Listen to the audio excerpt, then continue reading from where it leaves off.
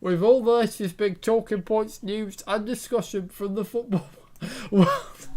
This is Football Central. God's sake. How are you laughing already, Will? We're not even... Chill out. Sorry. Where's your professionalism?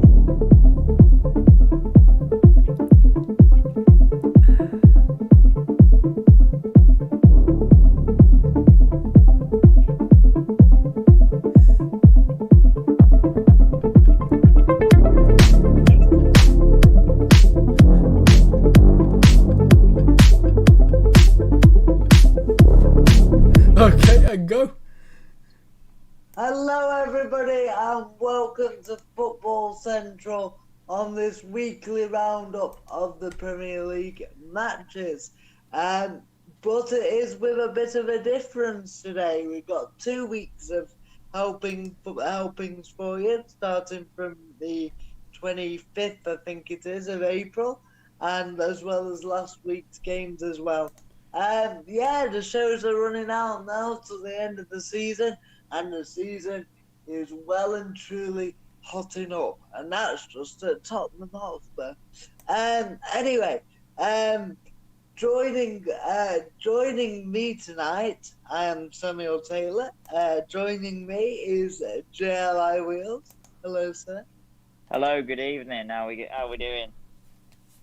Very good, very good. And Yeah, good, thank you.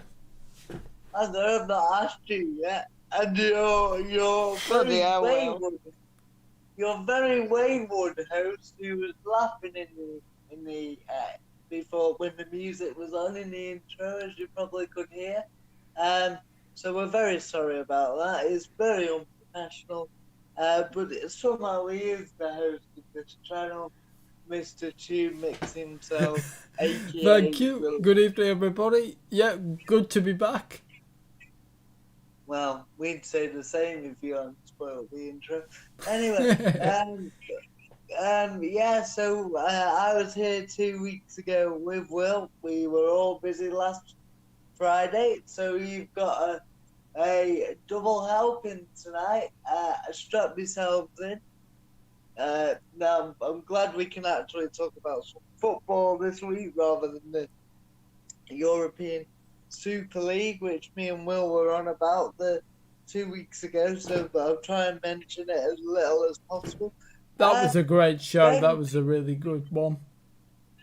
Yeah, it was actually. Is that when we last did it? When you were around mine? I think it was. Wasn't it? No, I did it the week after. Yeah. I did it the week after with Will on my own. Now that was a good show. You were working. Why did you hear it when I was? No, the one that we did. Oh yeah. Yeah, that was a good show too. I listened to it back the other day. I was pissing myself laughing. Because obviously me and you had both had a drink, and it was just funny. It was just funny. You could hear in the background because I had it up pretty loud. You could hear me and you saying stuff to each other and stuff like that. It was just funny. And so, yes, that was in the past, and we did do one afterwards. So, anyway, what I would like to say is a thought to Mr. Ben Carney, who was fit again, and then had a recurrence of his hamstring strain in training. So, we're really hopeful he'll be back for the final show. We miss him. In my opinion, it should be like he should replace Will, but there we go. That was for another conversation. So, without further ado, because we've got lots to go through, just give you a quick update on a game I'm watching right now. It is in the Premier League, and it is Leicester City 0, Newcastle United 2 at half time. Leicester have been pretty poor, is the word I'd use. Newcastle have broke well and could have had a few more. So we'll keep you updated on that game as it happens. Goals from Joe Willock, who's popped up with a few recently, and I think deserves a start. I'm glad he's got it. And I'll just have to get this confirmed, but I'm sure it was Paul Dummett. I hardly recognise Yes. It him, was but Paul Dummett. it was Paul Dummett. Paul Dummett has done it. After I all like these that. years. That's good. The Dummett done it. But yeah. But yeah, that I had to remind myself that he was still a Newcastle player. I don't know how he's still a Newcastle player because he probably has been the more the kit man or the sprinkler man for the pitch than he has actually playing football in the last few years.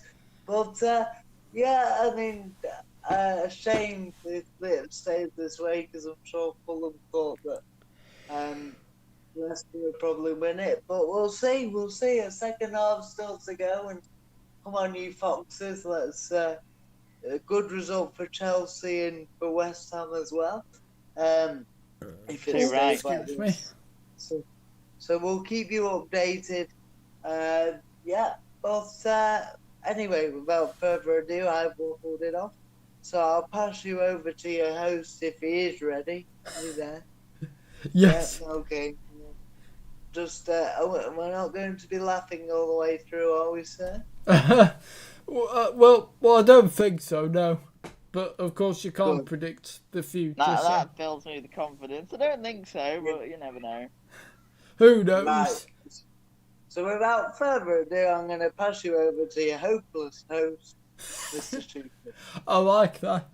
Thank you very much, Sam, and thanks for that fine introduction. As you never disappoint, and so do you, Jordan, as well. You never disappoint. Right. Carry on. So, good evening, everybody. So, we'll start with Friday, the 23rd of April, and it finished Arsenal 0, Everton 1, and an own goal from Bernd Leno. It wasn't a. Oh no, I think we've actually. Haven't we done that game? I think. No, we haven't. Oh right, okay. Right. Yeah, it wasn't a particularly great game, I have to say. Yeah, I think you would have had to done CPR on someone and resuscitate them, but never mind. Yeah, and apart from the own goal, really, Leno. Are you joking? There's a massive. There was a massive call made in this one. I think it was Bukayo Saka, wasn't it? Offside in the build-up, and I don't know how they called it offside at all. It must have been the fibres of his shirt he was offside by. Yeah, probably his armpit again. You remember the one, don't you? In the build-up to the game. In the build-up to the goal. Oh right, okay, yeah. I was a bit confused then. VAR doesn't take much. VAR needs seriously looking at. If you're getting offside for that, I mean, I couldn't tell the lines. They seem to make it up every week. I go back to what I'm saying, and I won't harp on about it because I know we got a lot to get through. But just as a general point, it should be that any part of the body you can't score with, i.e. your hands and stuff like that, is not offside. Or your arms, because you can't score with them. And any part of the body you can score with is offside. But any part of the body you can't score with is onside. Because if your head's offside, but the rest, sorry, not your head, score with your head. If your arms, if your fingers onside or your arms offside, excuse me, sorry. But the rest of your body's onside, you can't score with them. So why? Because it's gonna, if it hits your hand now, it's gonna be disallowed anyway. It's not like it used to be, which is right, I suppose. If it hits your hand, even if it's in an active position. I understand not giving the goal because I understand, but so any part of the body that you can't score with should be still onside. And I think that would be fair, but to say your armpit's onside, or that one where Patrick Bamford pointed the other month, he gave it Oh offside. God, I remember that. Awful. But yeah, needs reforming. But I have to say, it To wasn't a me, he great was in game. line. But I thought he was in line. To who me. knows? I did too, but who knows? And a good win for Everton, kept them in the European picture. Um, and uh, and yeah, they were the bad mistake from Arsenal. Oh yeah, I Leno, mean, it was a cross. It was like a cross really by Richarlison, and he just fumbled it in his own net. no, no, Awful. I think he meant to shoot, but you know what I'm like. I goalkeeping for me is one of my favorite things, even more than watching a long shot go in. I love a good goalkeeper save, and I am very critical of goalkeepers. His leg positioning, Bert Leno's leg positioning, was atrocious. You Shocking. say to goalkeepers when you're faced with that, when you're in that sort of situation, you've got his anticipation was all off. I don't know what he thought Richarlison was going to do, but he left a big enough gap for Richarlison to stick it through his legs. Uh, well, and it actually deflected off his leg, Leno, Excuse me. and then went in, which is why it was why in the end they called it an own goal. Yeah, like I said, good win for Everton. All right for Arsenal, but I don't know. Still not convinced by Arsenal really, honestly. But it is what it is. Very inconsistent, and that's why they're in mid-table, because you're inconsistent. Yeah, and do you know what? Like, Arsenal for me, and I've said this a few times. How can you? I appreciate that they've kept Arteta, but how can you keep Arteta and get rid of Lampard? I'm sure we're going to talk about in this show later on, all about Thomas Tuchel and Chelsea, which I'm excited to do. Don't get me wrong, as a Chelsea fan, but still not convinced about Tuchel's long-term future. If I thought he was going to stay longer than 2 seasons, I'd be a bit more excited. But doesn't matter how much he does for the club, he'll still be gone in a couple of years for me. We'll So, see. We'll see. there you go. It's certainly a Yep. good start. I'd just like to pick up on the Arsenal point, and Everton have made progress. Though I Oh, think they'll be massively. disappointed. I think they'll be disappointed if they miss out on the European spot, because really, Arsenal should be, Everton should be making Europe year in, year out with the size of the club. Yeah, they made a big improvement. But yeah, I mean, I just start to think, this is Arsenal we're on about. Arsenal should be challenging for league titles, and yet I think they're probably closer to the relegation zone points wise than they are the top. I don't know that as a fact, Yeah. but they're probably somewhere in the middle. You're probably And it's probably I just think roundabout equidistant. I just think this is Arsenal we're on about. It's not. I say Everton, big club, but if they finish 9th, then everybody go, yeah, it's been a poor season. But for Arsenal, it's like when Chelsea finished 10th in the league. And sorry for bringing that up, Joe, but No. everybody was in it. I just mean in size of the club. Arsenal are just as big as Chelsea, if not bigger historically. And yet not the same scrutiny is on Arteta than it was on that Chelsea side that year, was it? So, And the thing is, I like Arteta. Don't get me wrong. I was watching a thing the other day about panic buys, and somebody turned around and said that Mikel Arteta was a panic buy, and likened him to a poor man's Fabregas, which is probably roundabout right. But then they went on to say that Mikel Arteta had an average career at Arsenal, which I don't agree. He was an FA Cup winning captain 3 times. Sounds about right, yeah. I think he had. I think when he was average, I think you've got to remember he was in the side. You're right, that won quite a bit, but he was coming to the end of his career as well.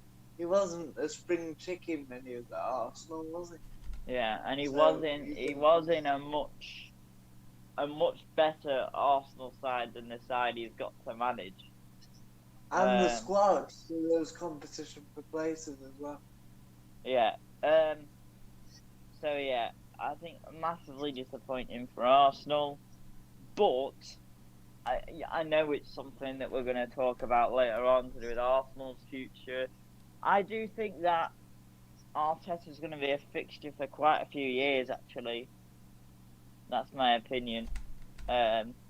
Especially if the consortium of Arsenal fan and Spotify owner Daniel Ek, along with the likes of Lundberg and Bergkamp and Vieira, are going to take over and have an active role in running the club. Yeah. So I don't think Arteta's got anything to worry about.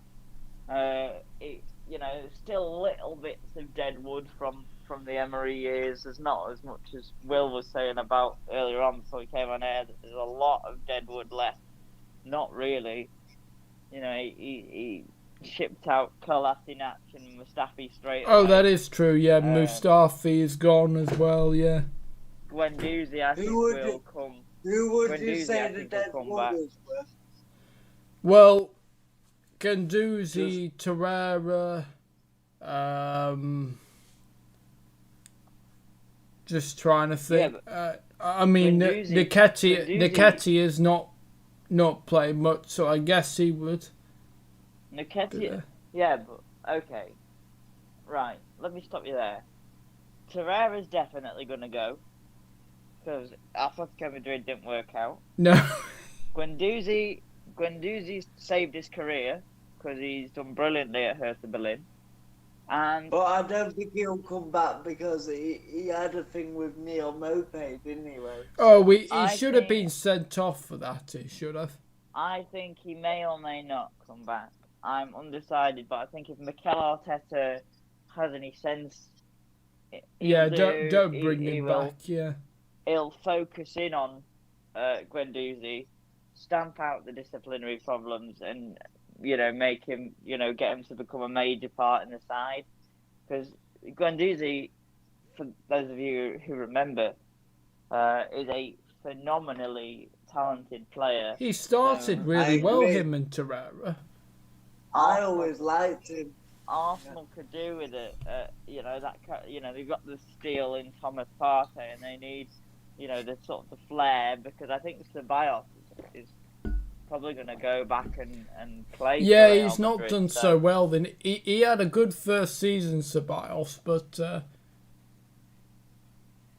and then you've made the Nketiah argument, which I think is incredibly unfair, because when you've I'm not sure he's good enough.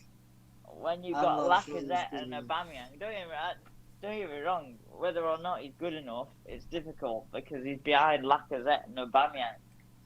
So, in a way, and Martinelli. Unless they left, which they, I think Aubameyang leaving might be more on the cards than Lacazette because he's not had a good season this year. By his standards, still a massive fan of Aubameyang, but he's not been good enough for his own standards this year. So I think Nketiah will get a chance, at the end of the day, we have seen him. The chances that he has had this season, the majority of them he's put away. So I disagree about Nketiah. Okay, But, fair enough. Yeah, let's move on anyway. I kind of want to just power through just last quick, week, just the other week. quickly. Yeah.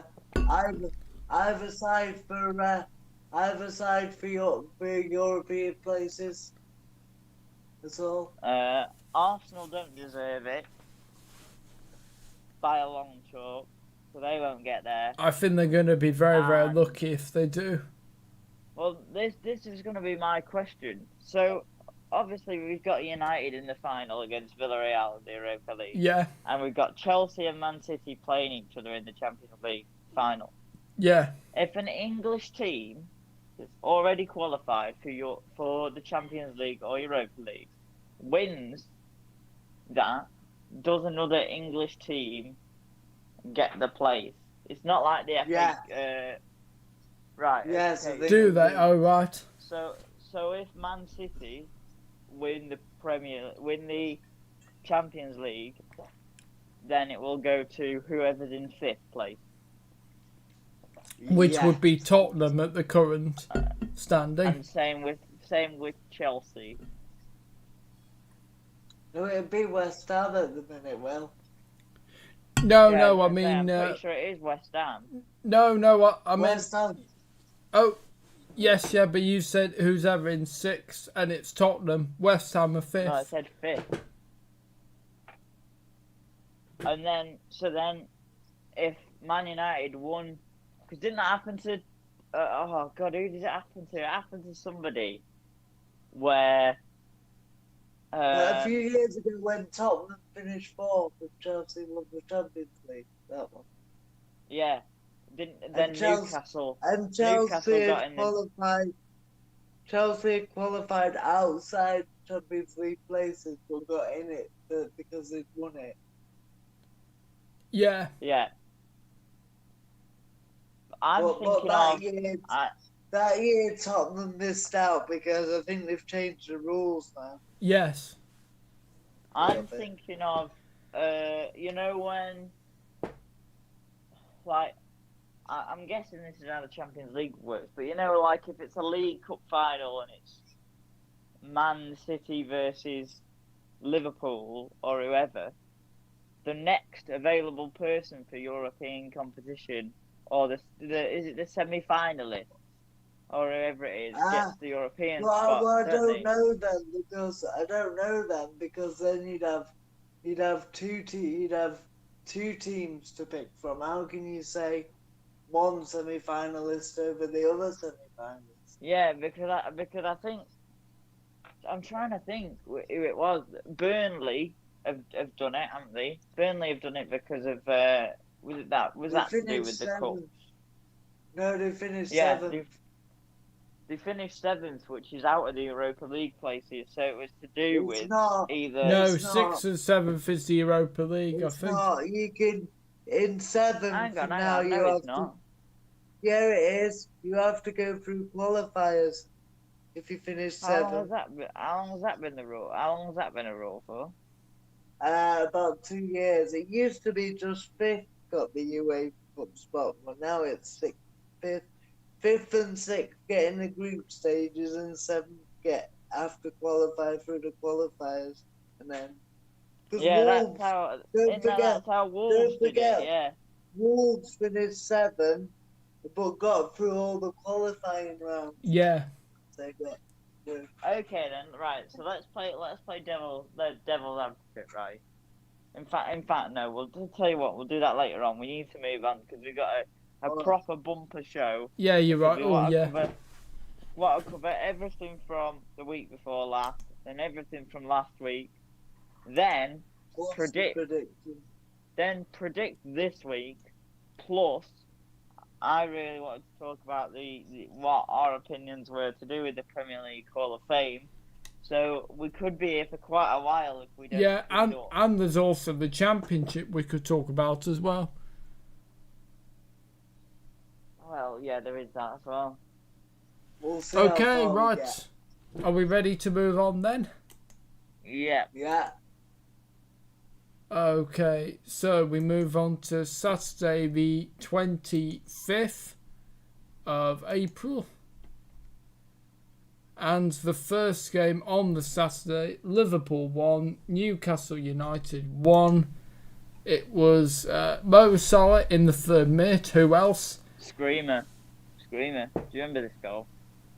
Yeah, I watched it. I think, did I watch it with lunch or did I just see it on Match of the Day? I can't remember. But anyway, Joe Willock nicked one back in the 95th minute for Newcastle, assisted by Dwight Gale. And Liverpool, they faced an uphill battle to even finish in the Europa League places, I would say. Yeah. Who knows, eh? Still a few games to go yet. Yeah. Yes, that is true. Yeah.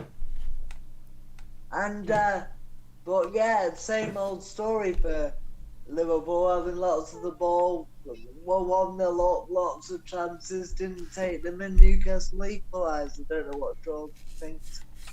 Yeah, I mean, like I said, Salah's goal was brilliant. And one of the problems with doing 2 weeks worth of games is I've got this really wanted urge to go deep into each team, but it's probably better to leave it until we get to this last week's game instead of the weeks before. But in terms of the game itself, yeah, fantastic goal by Salah. He's such a phenomenal player, don't get me wrong. But Steve Bruce and Newcastle are turning it around, really. They've had a good little run, haven't they?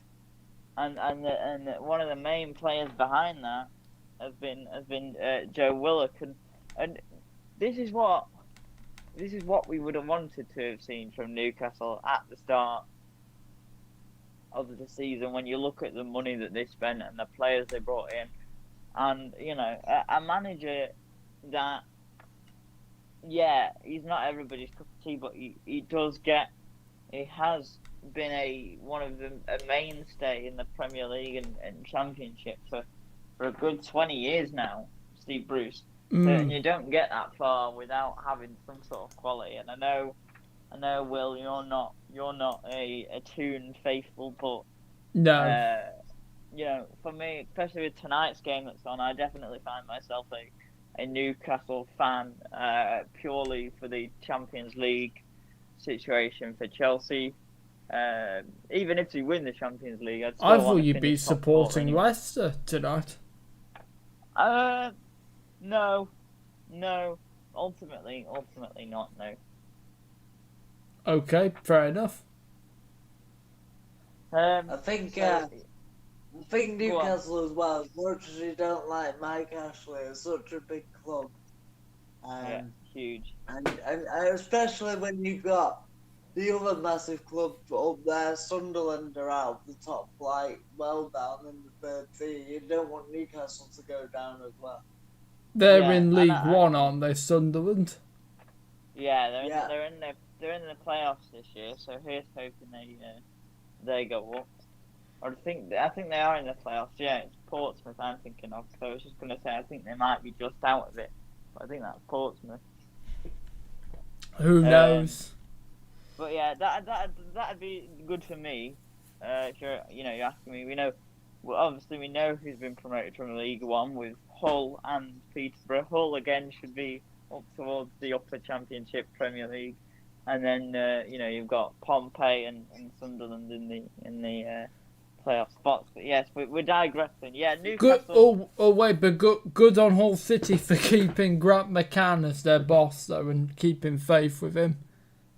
Yeah, well, it was difficult for him, wasn't it, when they went down? So yeah. And they've got enough going on to stay in the Championship this year for me. But yeah, we're digressing a little bit. Yeah, what a change from Newcastle again. We're going to talk about them again when they next come up. So my suggestion would be just to move on to the next game. Don't know what you boys think. Yeah. I'm happy Yeah. to move on to the next game. Right. Which So the was- next game on this Saturday was a really big game in terms of the top four. West Ham United 0, Wilson Chelsea saved. 1. Wilson scores. Callum Wilson Hey. scores. Ugh. Howie, man! 3-0. Wow. 3-0. Callum Can't hear- Wilson. Can't hear all them Steve Bruce out fans now, eh? Don't remember Well, the last time I no, saw they'll Newcastle probably score 3 still in a want game. him out. When was the last time Newcastle scored 3 in a game? I don't know. But Who knows? What was it again? West Ham versus Chelsea. Yeah. Oh yeah, I was quite nervous for this one. I actually thought that the Irons would do us over, but Timo The Werner Champions pops up. League battle. Yeah. They Timo nicknamed Werner the pops Hammers, up with they a- are. Yeah, that's the one I was thinking of. What's it? Well, they are the Irons as well. Oh, Some people right. call them Never the heard of Irons. that one before. That's what they always. That's what they say on EastEnders. I'm sure I've heard "Come on, you Irons" on EastEnders because they're all West Ham fans in Well, that, aren't they? Yeah, go on, George. I'll let you take it away on Chelsea. Chelsea, Yeah. Timo Werner popping up with only big goals at the minute. Obviously, scoring against West Ham, good finish as well. I think a lot of people thought he'd miss it, which is probably a bit tight on poor old Timo. But yeah, no, we're there or thereabouts with Tuchel, but the only problem I think is the goal scoring. I think very similar to Liverpool, but we have got a bit more steel about us. We create the chances and miss a few, but we always do find a way to put away that decisive chance. Yeah. Whereas Liverpool create chances and don't score very many at the moment, which is one of those things. Yeah. Like I said again, I do think it was a big win. That though, obviously, the race for the Champions League is nowhere near over with West Ham only 3 points behind with Chelsea's games. But a big statement for Chelsea that beating one of their rivals. Did we Especially, I see think while Werner's... Oh, sorry. Yeah, I know what Go you're on, going to say. George. But I was going to say it's just especially good because we silenced Lingardinho. Oh, my goodness. Which no team has been able to do yet. So, you know. Lingardinho. Yes, I did see Balbuena's tackle. Did you think it was a red card? I didn't think it was a red card. I think it was harsh because you could clearly see once they slowed it down that he did try to pull away, but it's still dangerous. You know, you can't, as much as it's controversial to say, you can't be trying to stamp out dangerous play and dangerous tackles. I didn't think it was that dangerous, so... Well, I don't know. I think that's one of the... It could have broken his ankle.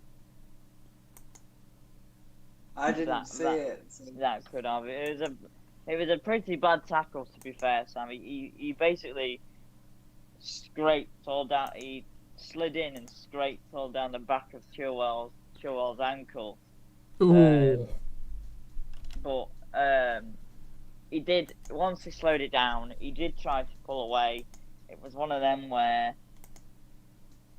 it would have been benefit of the doubt if they'd have not given it. But I think the correct decision, based on referees trying to be, you know, this is one rule and that's it, we're sticking to it. I think it was the right decision. Yeah. But yeah, I suppose West Ham would feel a little bit hard done by. Yeah. And was it a deserved win?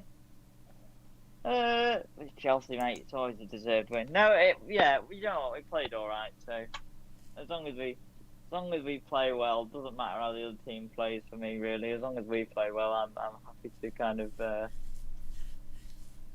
be fair towards the other team as well. Okay, fair enough. And that Next game, Will? battle's still very ongoing with the Champions League. It's not over yet, so we will see. Didn't I say to you boys that West Ham would probably slip up? Yeah, Okay, but they've not, I think they've that's not really slightly slipped. again. They've not really I'm not slipped sure. up, have they, Will? They've not Slightly really. unfair They statement. won to on make, Monday night. Will, They but only did, but they 2 also lost the game after that. I can't remember who they played after that. We will see. Yeah, but they're still. A slightly they're unfair still, comment. They're still in For with me. a great shout, Will. We'll see. They're one win away from Europa League guaranteed. So for me, I think West Ham I think fans would that's bite your hand off. extremely low. I think that, and they could still get Champions League football. So I think that realistically as well, and I think that's extremely hard, personally. But Yeah. there you go. Will is very harsh though. Will don't care. Will don't give a fuck. Right, ready to move on? Hell yeah. Okay, right. So it's Sheffield United 1, Brighton and Hove Albion 0. And yes, it's I was groaning when I saw the score because I was really hoping Brighton would win. Who scored the goal, Will? Jeff McGoldrick. McGoldrick. His name's not I Jeff. didn't. It is, isn't it, Jeff McGoldrick? No, David. David. David. Oh, David. sorry. Jeff Are you thinking McGoldrick. Are you thinking of Jeff Hendrick? Oh, maybe, yeah. Oh, I think I've just created a player. His name is David McGoldrick. Yeah, David McGoldrick. Everything Brighton related I wanted to say about this game is kind of gone out the window because of the result they had last week. Which we will get there's to, not- yeah. There's not too much I can say about that. I was at my auntie's, so I didn't see the highlights. So yeah, I'm a bit. In Well, fact, no, good. there is something I can say about this because one, McGoldrick's goal was some of the worst defending I've ever seen, and two, Brighton had a goal disallowed. Jakub Moder coming back from an offside position in the middle of the in the build up to the goal, so he wasn't. When he touched the ball, he wasn't offside, but in the build-up, he was. And that's why it was given. Okay. Does that make sense? Yeah. So, I don't know whether that's a bit of poor refereeing or what, but obviously it's a lot to do with the rules now. It's about the phase just before the goal actually being scored, so the build-up phase, isn't it, as well? Second phase or whatever it is. So, in the second phase of play, Moder is offside when the ball is played, and then it comes to him. He's onside, but he come back from an offside position in the build-up. So that's why it wasn't given. Well, it's as clear as I don't mud. know. To me, it's a bit tight. But like as we literally just said, so I'm not gonna repeat it a third time. But if they want to stick to one rule fits all, and that's that, then fair enough. But it is tight for me. As in, not that it's a tight decision, but as in it's not a very fair decision. But 4-0, Callum Wilson scored. fuck off! Not again. Oh dear, not a good night for the Day Foxes. that Leicester, on the day that Leicester celebrate their title win at home when when they lifted the trophy against before the Everton match. They are yeah, being it is, isn't it? 5 years they are being absolutely destroyed here. He hit the post, Wilson, and then followed it in from his shot. Dear. Dear me. 4-0, Dad. 4. Oh Anyway. dear. Carry on. Definitely not great at all. There's still Leicester fans. There's still 17 minutes to go plus injury time. There's still time to win it 17-4. Yes. Could you imagine? That's what I'd be saying. Right. Right. Ready to move on? Yeah, absolutely. So, we move on to Sunday the 25th of April, and the first game, Burnley 4, Wolverhampton Wanderers 0. Scoring the goals, Chris Wood in the 15th minute, assisted by Matt Lowton. And then Dwight Wood scoring again in the 21st minute, assisted by Dwight McNeil. Don't you think it would just be easier to say that Chris Wood got a hat-trick and then Ashley Westwood scored the 4th? Okay, fair enough. Chris Wood got a hat-trick and Ashley Westwood got the 4th. There you go. Good hat trick. That I did see the highlights because I was at my auntie's again.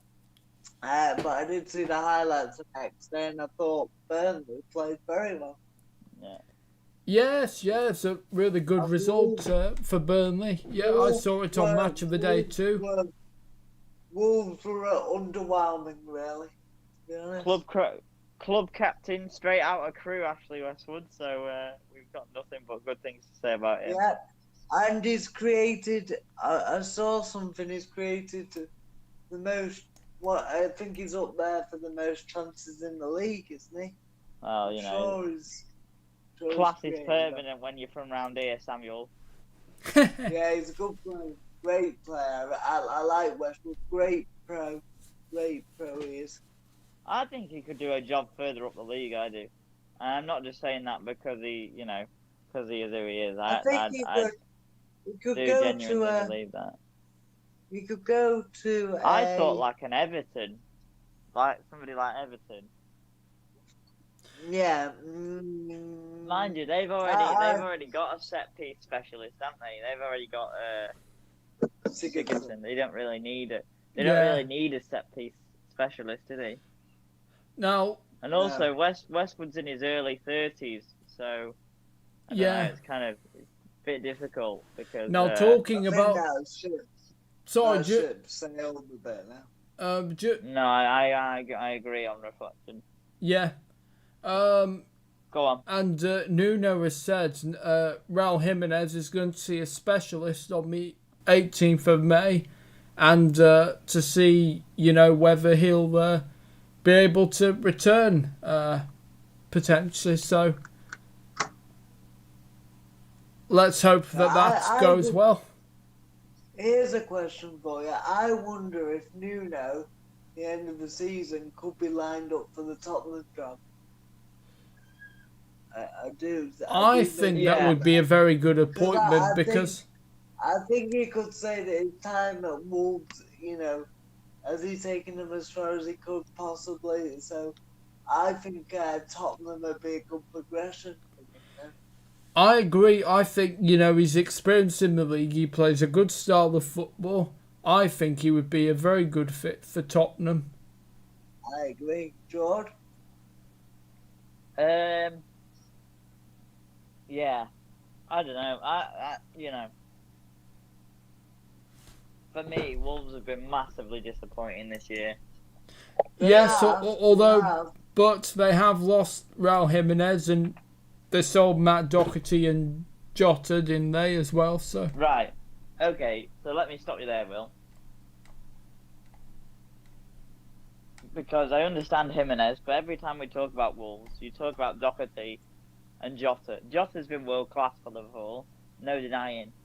Doherty has been shit for Spurs. Oh, That's well, why yeah, Serge that is Aurier- true. That's why Serge Aurier, the walking disaster man, Looks That like, is true. I do agree with that. I've never thought Aurier has been a good player, particularly. I don't know if you remember, looks like but Roberto Carlos in the minute. on the Tottenham All or Nothing documentary, Jose Mourinho says something like, "With you, I don't know whether you're gonna score a screamer or an own goal or something like that."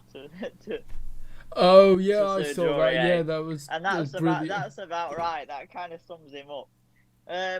But you know what? I really disagree with the Doherty and Jota comment, because I think they've bought well, but a lot of those signings haven't performed.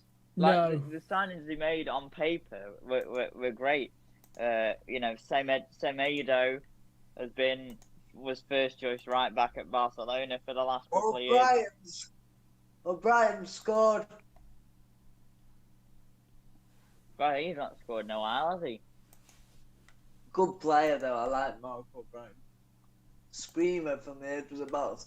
I would say that I believe that I do believe that what I was gonna say. Just remind me where we were up to. Sorry. We're on about Wolves this season. Wolves. Yeah, I do believe we got to remember that the Wolves played in 2019 in the Europa League qualifiers that started in the July, finished the following August, and then had to start again in September. So they've got a small squad. So I do, not that I'm making an excuse, but I do think fitness and sharpness played a part, because those players must have been quite tired.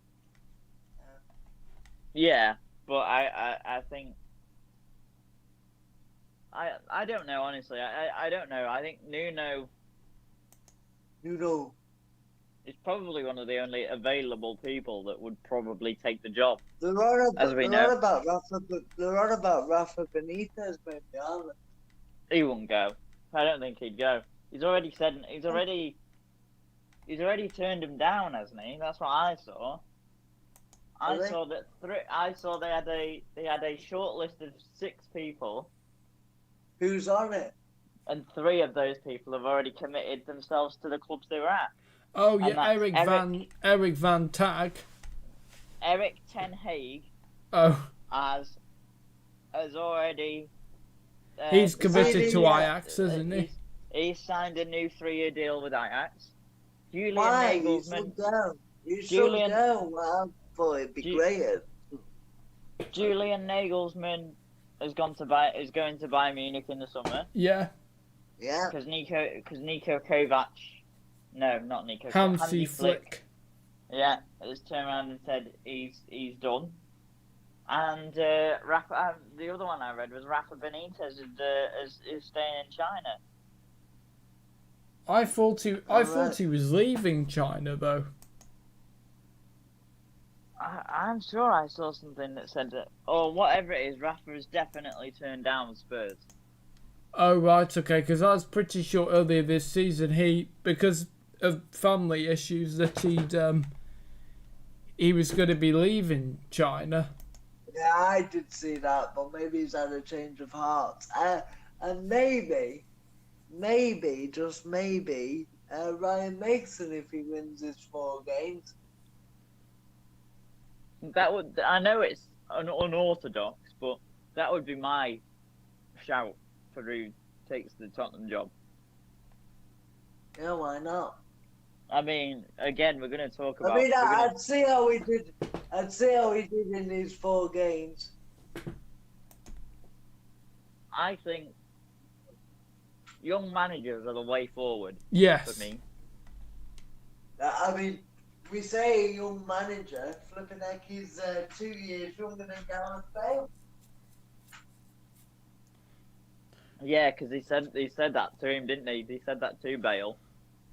I don't think it looked like he didn't take it very well, bless him. Gareth Bale. Not really. Can you call him Gareth Bale when he just scored a hat trick? That was only one game, though.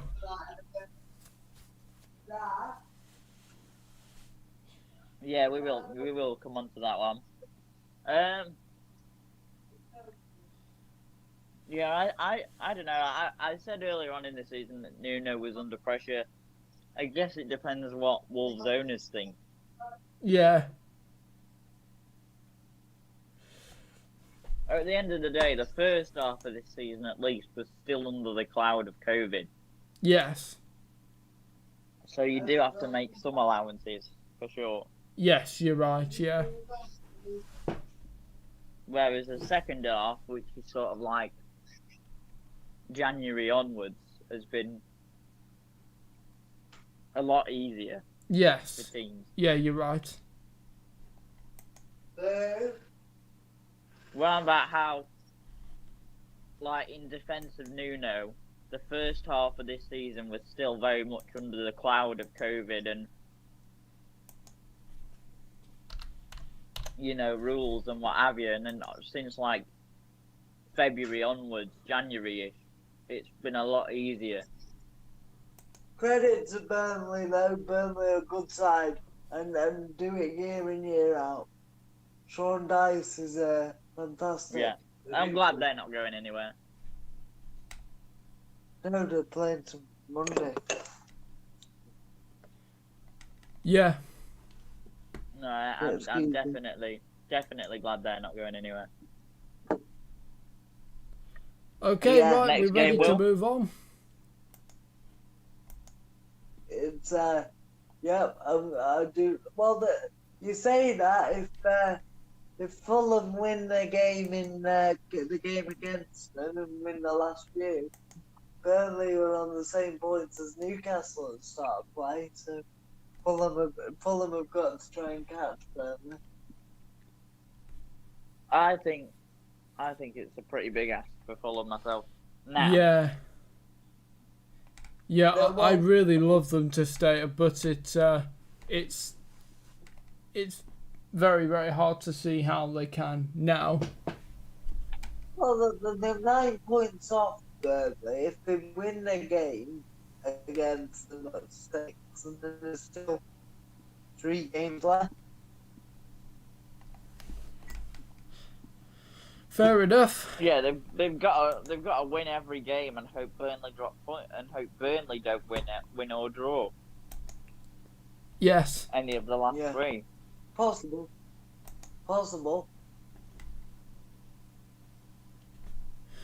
Oh, and I'm just looking here, guys, that as you know, well, we'll come to this. The United beat Liverpool game was called off because of the protest. That has now been rescheduled to next Thursday, Inacho scored. 8:15.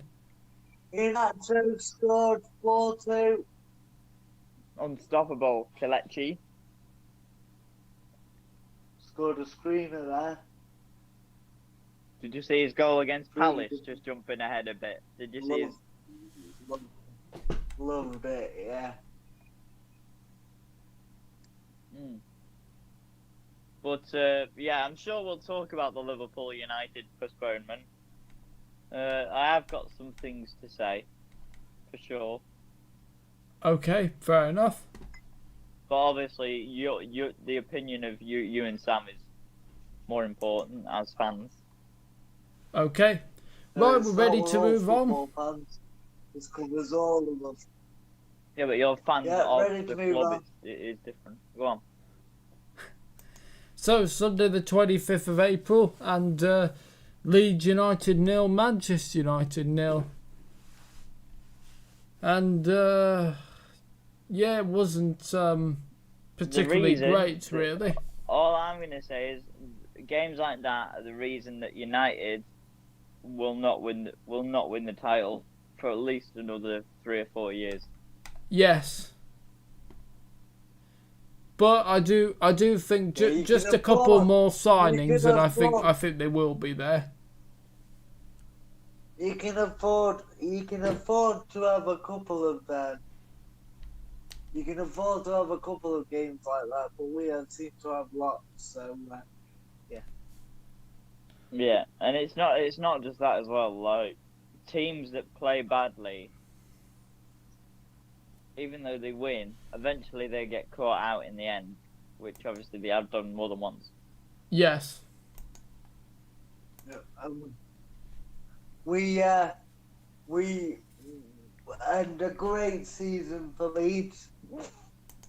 Excuse me. First Oh season yes, back definitely. Yeah, Leeds fantastic start of football, and Bielsa, yeah, really fantastic. But I think like that's it's a good thing, isn't it? Like a manager that's got such a good following internationally, and then has come to England and done well. Is great.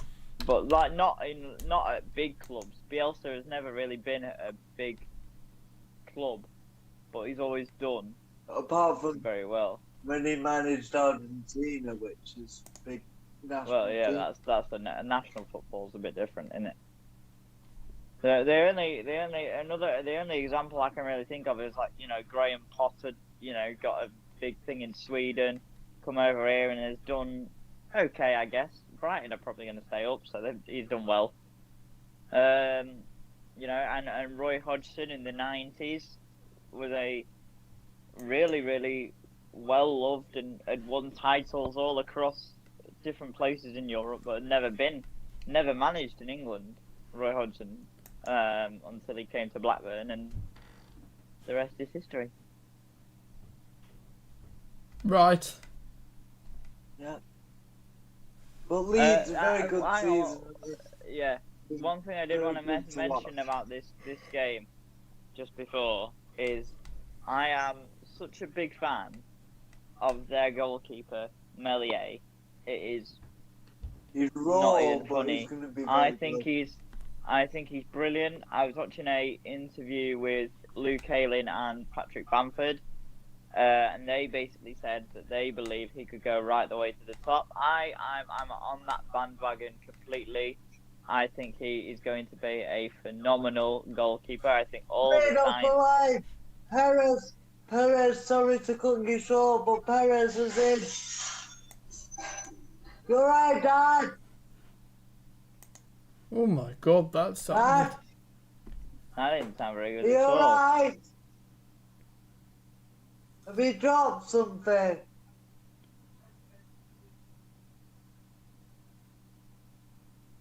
Do you need help?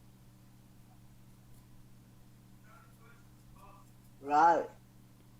Sorry Sounded about that, worse everyone. Sounded worse than it was. Fair enough. I was gonna say Perez had a chance at the far post, cleared pretty much off the line.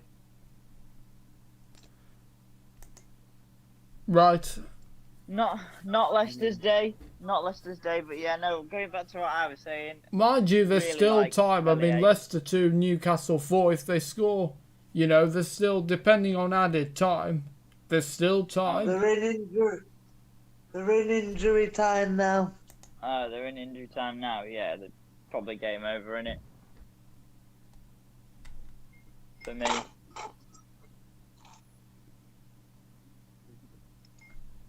Go on, Will, sorry. Carry on. Yeah, next game, Will. Oh, yep. Right. So the next game on the Sunday was Aston Villa 2, West Bromwich Albion 2. And, yep, good for Villa. Fantastic that they managed to salvage a point. I was very happy about that. Especially as it's nearly bye-bye to West Bromwich Albion.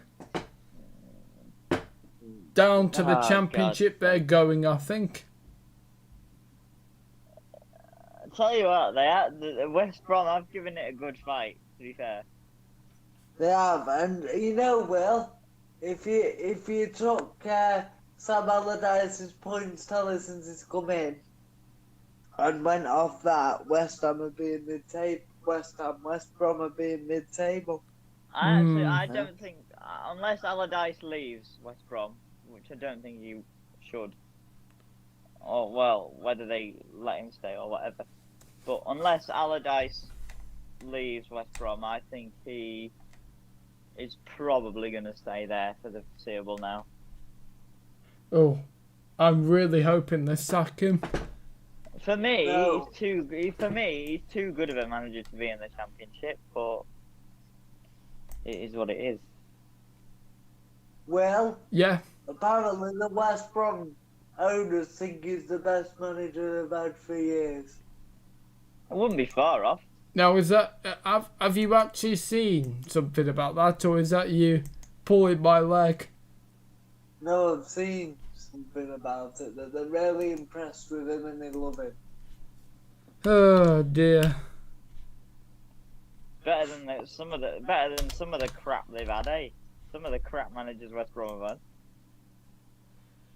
Game over, Leicester City 2, Newcastle United 4. And Do you remember Pepe Mel? Pepe Mel came from Spain, Malaga, I think. I think it was Real Betis. Was it? Might have Somewhere been. like that. Yeah. Pepe Mel. That's the name. When they had an Ichibi up front and oh my God, Brown a day. Bloody hell, do you remember him? He was as bad as Jersey Altidore. Oh, Brown a day was good, and Ichibi was crap, but Brown a day was good. Do you remember Jersey Altidore? I remember Josie. Oh yeah, I remember all the He's like- I remember all the hype that came with Josie Altidore, and he didn't deliver on one bit of it. That's an amazing like- name. He was like Fred. Fred is in the United Amer- player. The American Fred. No, the Brazilian Fred. The Fred for United problem is is- Brazilian. No, not in the strike. The Not that striker Fred. world The that other played Fred. in the World Cup, who was the most un-Brazilian footballer I've ever seen. Oh, he was an absolute cartor, Swanee. He really was. He was so bad. He was, there was no, No, it was awful. I thought they got his papers wrong. I thought he was a typical English centre forward because he had no Brazilian about him whatsoever. No, Oh. no flair, no skill. He was just crap, wasn't he? Honest to God, he was awful. Did good for it. Always scored for Brazil though. He did, but yeah, he I mean, Scored against Phillips- us at Wembley. Do you remember when Joe Hart saved that penalty from Ronaldinho?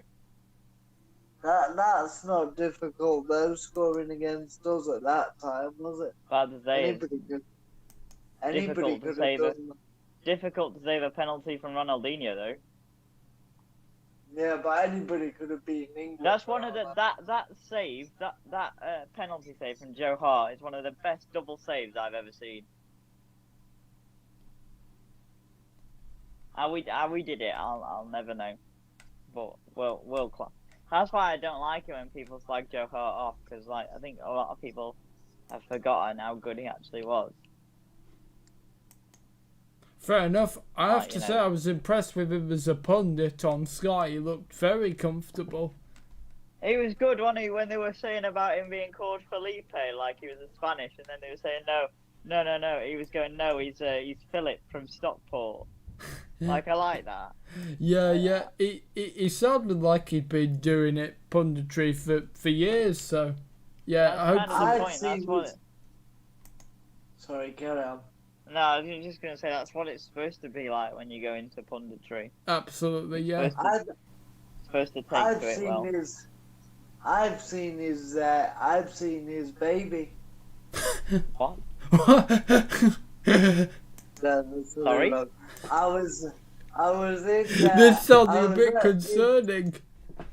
No, I was in Salford, just to explain to everybody. I was in Salford and one of my On the pole. No. And Not and today. my carers used to like have a business looking nannying for children. She knew this other girl who we met up with, and she was looking after Joe Hart's son. You know, he's only Imagine younger that, than eh? he's about 6 months older. Like, Oh, Doug No's here. Hello, Doug No. Oh my God, don't know. hi, Doug. No, how are you doing? going? How are you feeling? And how good are you feeling being a Gunners fan right now, buddy? Oh yeah, Out absolutely. of It'd be good to have your view on that. the Europa League, out of pretty much Don't know was European. here, and let's just go. Let's just rephrase what Will just said. He was here an hour ago. Don't know's probably not here anymore. Oh. Will, you meant to check You don't- these things. Well, yes. Well, yes, I know, but I'm sort of having to sort of flick back and two and. It doesn't matter. You manage it. Why? Sam's watching the game. You don't need to give updates on the game if Sam's watching the game. No, but I'm just looking for the other games, you know, that we're going through. Give up. Bloody Sorry, hell, don't Will. know if Bloody you're hell, still Will. there. Ah, Well, if you do come back, Doug, no, and you are watching this, then hello to you. I don't know why he Wait. won't be now.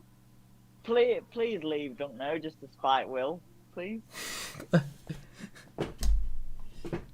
Right. But oh my God, Will. Anyway, where were we? Oh yeah, I remember. West Brom and Villa. Oh Good God, we were even season. talking about it 2 fucking minutes ago. sorry, A good my season. brain's just gone totally blank. A good season so far for Villa. That's it. Yeah, thank you. No. Sorry, move everybody. on, I do apologise. Shall we move on? Because we've still got a whole other week to do. Yeah. I Please. think we should. Yeah. It's just to stop Will fumbling about. It's Leicester versus Palace. We're on. Okay. And do you want to do the goal score as well? Yep, I will. Shouldn't need So. reminding. Timothy Castagna, assisted by Kelechi Iheanacho, and then Kelechi Iheanacho, I think, Johnny assisted by Evans. Demi Vardy. Oh, Johnny Evans. And then Wilfred No. Zaha for No, Crystal no. Palace, assisted by Eze. I'm not about Johnny Evans. Oh, is that who assisted him, was it? Yeah, Eze assisted Zaha, yeah. I thought you were trying to say Johnny Evans scored. Does that say Johnny Evans didn't Oh, score? no. Johnny That was Evans last assisted Iheanacho. Alright. 2 great goals for Leicester, though. I didn't see this one, I didn't. You're joking. You're telling me that you've not seen Iheanacho's goal. You must have done. It was up for goal of the month. Oh, From well, in an that case, I impossible- might have then. From an impossible angle on the right hand side, wasn't it, George? Of the box. Fired it in. They seem to have it covered, Palace. But what a strike. From Great goal. arguably the player of the season. Phenomenal goal. From where he's come Shame from. about Harvey Barnes, though, eh? What about him? Oh, yeah, he's He's not had to gonna go be off on a fit for the stretcher, Euros, didn't is he? He's Was it in that game? Was it in that game? Because he's not played much recently, has he? Anyway. he's done for the season. Barnes is, yeah. That's But a he's not shame because played much. really good young Did player. Did he have an injury before he went off on a stretcher? Because he's not played much in the last few months, has he? I think it's the same sort. It's the same kind of injury, isn't it? I'm sure. Is it? Yeah, I think so. I don't know. But yeah, no. What a goal from Iheanacho, and I'm sure we'll talk a bit about Palace later on because there is something I actually wanted to address. Oh, right, to do with okay. Palace. Right, ready to move on? Yeah. So, Friday the 30th of April, Southampton 1, Leicester City 1. Oh, is that all the weekends? Hang on, is that all the weekends games done there? Yeah. Yes. For that week, Okay. yes. That took us Right, an okay. hour as it is. Okay, we'll make sure we'll try speed up from here on in. Right, so Southampton 1, Leicester City 1, Vestergaard, a red card, straight red card for There Southampton. was red no card way for that was a Vestergaard. red card. I'm sorry. That was he got the ball. It was a great tackle. Did you see it? No, I don't think so. I did, but to be honest, I can't remember it. He slid in and got the ball. In a red card. Yeah, there was contact, but he played the ball first. That is absolutely shocking. The He referees played the ball need first. He educated. can't give it. Well, he did. It was to do with VAR, though, innit? I was appalled. Absolutely appalled. Fair enough. Go on, well, do the score. Southampton 1, Leicester City 1. James Ward-Prowse with a penalty in the 61st minute for Southampton. And then Johnny Evans in the 68th minute, assisted by Kelechi Iheanacho for Leicester City. Who else? That was it. No, I know. I'm Oh, saying no, else, no, isn't sorry, that? Who right, else yeah. put in your nacho? God damn it, well. But yeah, no. To be honest, I think I did see the goals, but can't really say too much about this one. What I will say, just to go back to the Palace game, but massive respect for Palace for letting the game be stopped while Wesley Fofana broke fast for Ramadan. And Kiate as well. Yeah, massive respect for that. Absolutely, yeah. Can't have been easy. For both clubs, man. Really good. Right, next game. So, we're into May now. What are we saying after today's result? Leicester for top 4? No. Yes, No? I still think they will get there. I'm saying no. Yeah. I think this is like, I don't know. It's just the Leicester thing to do, isn't it? Like, Well, just it's only sort of happened bottle it. once. It's only happened once. Yeah, they've not. know, exactly. They're not. They're, Yeah, happened what? Yeah, but they were in an even better position last season, and they completely. No, they weren't. They're not in a better position than they are now at this stage of the season. Yeah, I mean, like in terms of like there was points between them and other Yeah, teams where they were. There was like 15 points at one point. Yeah. last season seems so far away. It seems like a lifetime away, doesn't it? It's been harder for them this season because there's been teams around them consistently picking points up, whereas last season they were sort of running away with the Champions League, and then obviously they dropped out. Yeah. Well, they actually were challenging for the league at one point. Yeah, I do know my football, Sam. You just called my thing into question. Oh, it's all getting a little bit spicy here. Not really. You called my knowledge into question. Oh, get those boxing gloves on. Get in the ring. Are you kidding? It wouldn't be much of a contest. No, because I'd flatten him. Oh, that ended really up don't sounding think quite so. sexual, Little didn't it, Rob. as well? I really don't think you would even touch me. Yeah, I would. You'd be knocked out in about 5 seconds. Mate. No, I disagree completely, but fine. I just Next get game, you Will. Yep. Right. So Monday the 3rd of May, we're on to now. You have got a vice-like grip, to be fair. West yeah, Bromwich Albion 1, Wolverhampton Wanderers 1. Fabio Silva in the 2 minutes added on to the 45. And then Danger for West Bromwich Albion, assisted by Townsend in the 62nd minute. I watched this game. Did you? Wolves were very good in the first half. Very, very, very good from West Brom in the second half. And they could have won it. And they needed to win it, didn't they, really? Will might bite your head off if you praise West Brom. But it was probably a must-win game for West Brom. Yeah, they had to win, didn't they? Probably just come a bit late for them. But, yeah, Sam Allardyce has done a fine job.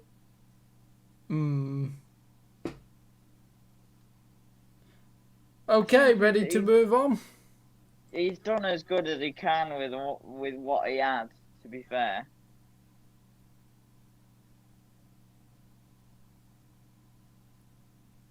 Not that you want to hear that, but still what I'm saying. Well, no, I don't think... Well, they've occasionally been great, but...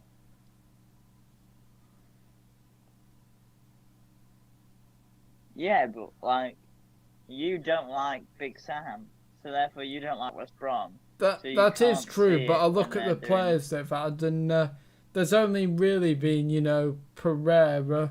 He's probably been the only one that's... No, I disagree. Pereira, Gallagher, Robertson. Okay, Gallagher I would agree with. Yeah, he's... Not even mentioning Sam Johnston, I think is... Oh, yes. Oh, yeah, how can I not mention Sam Johnston? But yeah, we'll move on from West Brom. Yes, because I've already said enough points about them, so...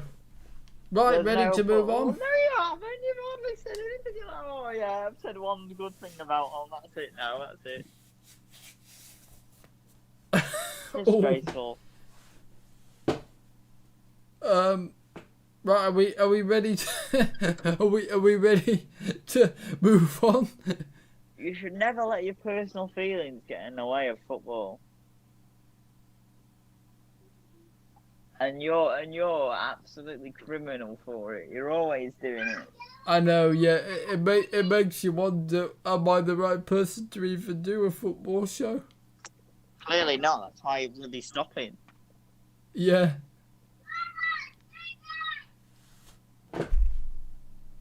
Sam, can you still hear us? Oh, yeah, you're still there. That's good. Oh, he's gone. No, he's not. He's gone. Oh, yeah, he's still there. Oh, he's gone. Hopefully we should have Sam back on the line soon. Who knows, mate? Who knows? Probably left because you insulted West Brom. Nah. I don't know, you are very anti-West Brom. Nah, I think it'll just be Sam's internet playing up again. He'll be back.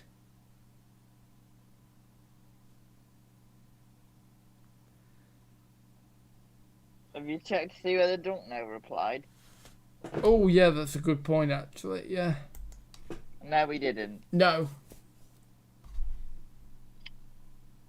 God's sake, Will. Oh, yeah. Oh dear. Right. Why are you laughing? It's not funny. Oh, well, oh, no, I suppose not. Right. Well, while we wait for Sam, there's a few things we could talk about. There's talks that the UK government have had with UEFA and the FA about holding the Champions League final in this country. At Villa Park. What's that? At Villa Park, supposedly, isn't it? I don't know. I haven't heard anything about exactly where, but all I've seen is and heard about the UK. Yeah, apparently Aston Villa offered up Villa Park as the... Oh, right. As the Wembley Stadium, it says here, which is the most obvious venue, is already set to stage the Championship player final in the 29th of May. Right. Okay. Oh, boo, that's boring. Yeah. Hi, Oh, boys. oh. Sorry, my battery ran out. Sorry. Oh, no, that's fine, Sam. Right, we ready to get back to it then? Yeah. Okay. All right. Yeah. And the next game, it's Burnley 1, West Ham United 2. Chris Wood in the 19th minute with a penalty for Burnley. And then Mikel Antonio with two goals. Wait, he won the Monday already? Yes. That was quick. Hang Wow, on. that was quick. Why are you on the Monday? Well, because we moved on to the Monday. Whoa. What have you done here? What have you done here? You've missed out Saturday and Sunday. No, because we... You have. You didn't mention City and Palace. You didn't mention Brighton and Leeds, Chelsea and Fulham, Everton, Villa, Newcastle, Arsenal, or Tottenham and Sheffield United. Oh dear, I'm having a bit of a car crash today. Wow, that is shocking. Right. Let's just go back. Right, so we'll go back to Saturday the 1st of May. No. You can sit out for a minute. I'll just... Oh, yeah, I think I better hand the show over to you guys, I think, for a bit. Oh, God, no, we're not doing that. Just shut up for this one, that's all I'm saying. Okay, sorry. Sit there and think about what you've done for 5 minutes. Right, okay. Right. Go to the bin bin. On Saturday, obviously it was the big thing. Man City needed to win, and if Liverpool beat United, they'd win the league. And obviously, as City do, as they've done all season, pretty much uninterrupted, they did win. Sergio Aguero with a screamer, assisted by Benjamin Mendy, and then Ferran Torres 2 minutes later. His last surge. Yeah, I think it will be. I think it's quite obviously that's why I've chosen to say that, but I do think that it will be his last goal for City, which is unbelievable. He might play in the. I would love it if Aguero scored the goal to win City the Champions League final. That would just be perfect. Hey, excuse me. I sit here and I listen to you talk about Man United. You've got to be supportive of me as a Chelsea fan. And anyway, Will, what are you doing supporting City? City are our biggest rival. I want them to win it because it'd be a perfect finale for Aguero. You're not a Man United. You're not a Man United fan. If you're picking City with Chelsea, I mean, come on. Let's just turn Manchester as blue as it possibly can, says the Man United fan. Oh dear. Disgusting. Tell you what, sit out for the rest of Saturday as well, so me and Sam can get a little bit of bloody, we can do a little bit of conversationalism and we actually okay, and I do think actually because it's getting to the twilight part of the night as well. He's gonna say those magic words, isn't he? I'm gonna hand over to you boys. He's gonna say it, isn't he? Well, this is your show. I just like yes. to put that out. Yeah, I know, but it's getting it's getting late for us as well, but we're not throwing this out. Yeah, we've got to get up in the morning as well, to get ready for tomorrow. Oh yeah, sorry. We're a team. There's no I in team, William. There might be in William, but there's no I in team. No I in team unless your name's Dominic. Unless your Dominic name's Team. Dominic. Dominic Team, the tennis Sam, player. Sam got it. That's a tennis-based reference. Ooh. Well, he's still even there. Or just break his brain or something. Sorry. Anyway, I'll hand over to you guys for a bit. Oh, fucking hell. Yeah. Right, right. No, okay. So yeah, now we're on to the fixtures for this last week. I do feel a little bit better about going into depth about teams and results and what have you.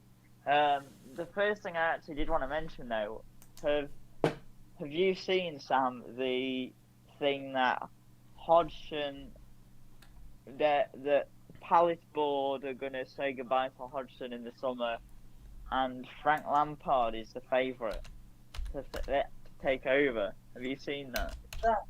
Is that official that Hodgson's going?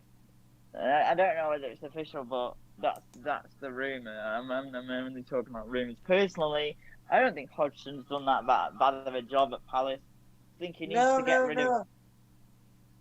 I think he just, sorry to interrupt, but I just think that he's done very well at Palace but you consider that they are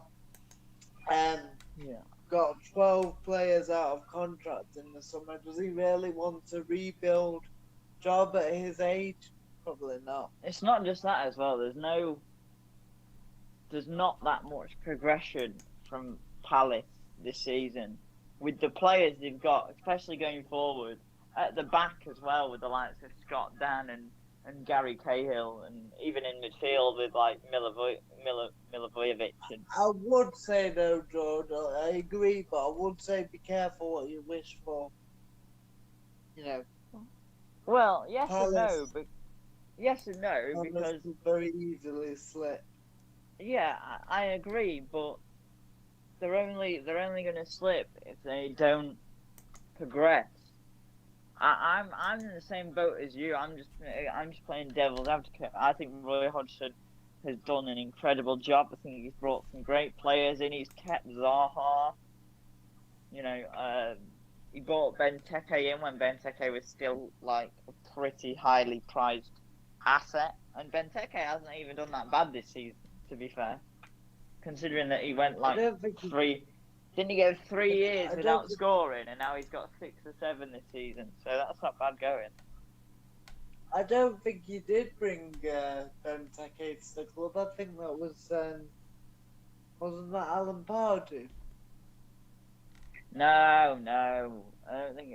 don't think it was. Because he only had a year. It could have been, to be fair. It could have been, actually. It could have been. But still... Let me have a look. You carry on. Well, no, it'd take me longer. It'd take me sooner to have a look on it, but whatever. No, I'll do it. But yeah, Lampard, if we're looking at it on the thing of, okay, it's going to be a rebuild job, then Lampard would probably actually be a perfect fit, I think. Because what he did for Chelsea when they were in the embargo was phenomenal, which is why I think it's disgusting that he got thrown out. But well, that's it. Yeah, he did. The conversation for another with time. That squad, with Abraham, who we earlier been on loan at Villa, and you had Mount, who had been on loan at Derby. Same with Tamori. He had, very. The thing is, he took. Hazardedly. What I like about it was he took risks, and they paid off. Whereas when he played it a bit more safe and spent the money on the big players, that's where it kind of fell apart, really. Whereas I actually think if he would have stuck more with your Tamori, with your Abraham, with your Mason Mount, Don't get me wrong, I'm glad he bought in ZH, I'm glad he bought in Werner, I'm glad he bought in Chilwell, Mendy, all them. But I just can't help but feel like if he hadn't have gone for the big names, he'd probably have kept the job. Yeah, I think they just had so much money to burn, didn't they? After being under that embargo, they probably brought too many players at the same time. And tell you what, Sam, I'll look at the Palace thing. So I No, actually I've want to got look. it. I was gonna I've say got I it. want to look who they've got out of contract. They've got Townsend, Cahill, Benteke.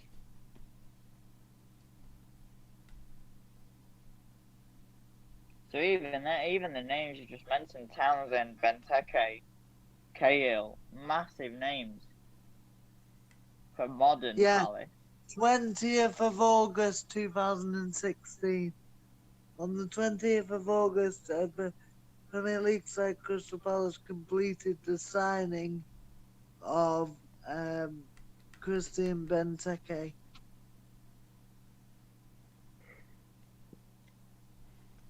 So it was still Pardew then. I think it was Pardew. Yeah. God, tired. Running out of steam. Right. Should We'll we just keep going. quickly? Should we just quickly?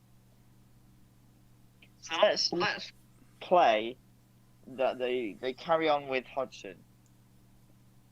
If they carry on with Hodgson, and let's say I don't know, all the big names stay on. Your Cahill, your Townsend, your Benteke, whoever. So all the big names stay on, apart from Zaha, because I think there has got to be a point where he does leave. Or he doesn't. But I also think because Palace haven't been, they've done well, but Wilfried Zaha's one of those. I think you can kind of tell that he doesn't want to play for Palace because he's not, he's done well in bits. And for me, I think it's like, I think he's had a much better season this year than last year. oh no, yeah, I don't disagree. But what I'm saying is, he reminds me of like the Paul Pogba situation. If you want to leave Manchester United, you play out of your skin every week because you're Paul bloody Pogba and you're one of the best midfielders in world football at the moment. If you'd play, but he never sort of seems to, or he's inconsistent. That being said, I think But Paul Pogba. that's hard. I think that's hard for Zaha. I agree with Pogba, but he's got to be the main man for Palace all the time, and it's so hard. Yeah, but would you not say that Paul Pogba, because he's Paul Pogba and he's world class? Yeah, but Paul Pogba's got great players around him who give him the ball all the time, so he should be hitting those levels all the time. Where Zaha's not necessarily getting the ball a lot, and he's got 5 players around him every time. United, Paul Pogba arguably gets more space than Zaha because they know they've got other threats. United have got other threats to think about. And I know Eze's a threat, but apart from those two, when Zaha gets the ball in particular, they're like, oh, Zaha's got the ball. We'll have to go to him.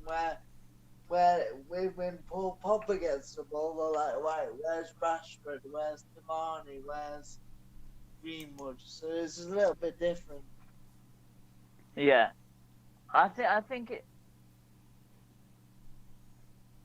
it's got. I don't know. I think it's difficult for Zaha and for Palace because private Zaha, you're getting every week. Zaha is Palace's main man, even if he plays badly. It's all about Wilfried Zaha. So, would you go to a big club where I actually don't think any of the top 4 he would be first name on the team sheet? Not even a Liverpool or even a Tottenham. So I think he would have Tottenham play. I think the lowest down you could have Zaha. I don't know. Actually, I was gonna say Leicester, but you know you've got Barnes and all. You know, He would play. He would I play. reckon he'd probably play for Leicester there. Yeah, but not for Liverpool, not for. I tell you what, stick Zaha in at Arsenal, and he'd probably do a good job. But the thing is he's not gonna get all eyes on him if he goes to a bigger club.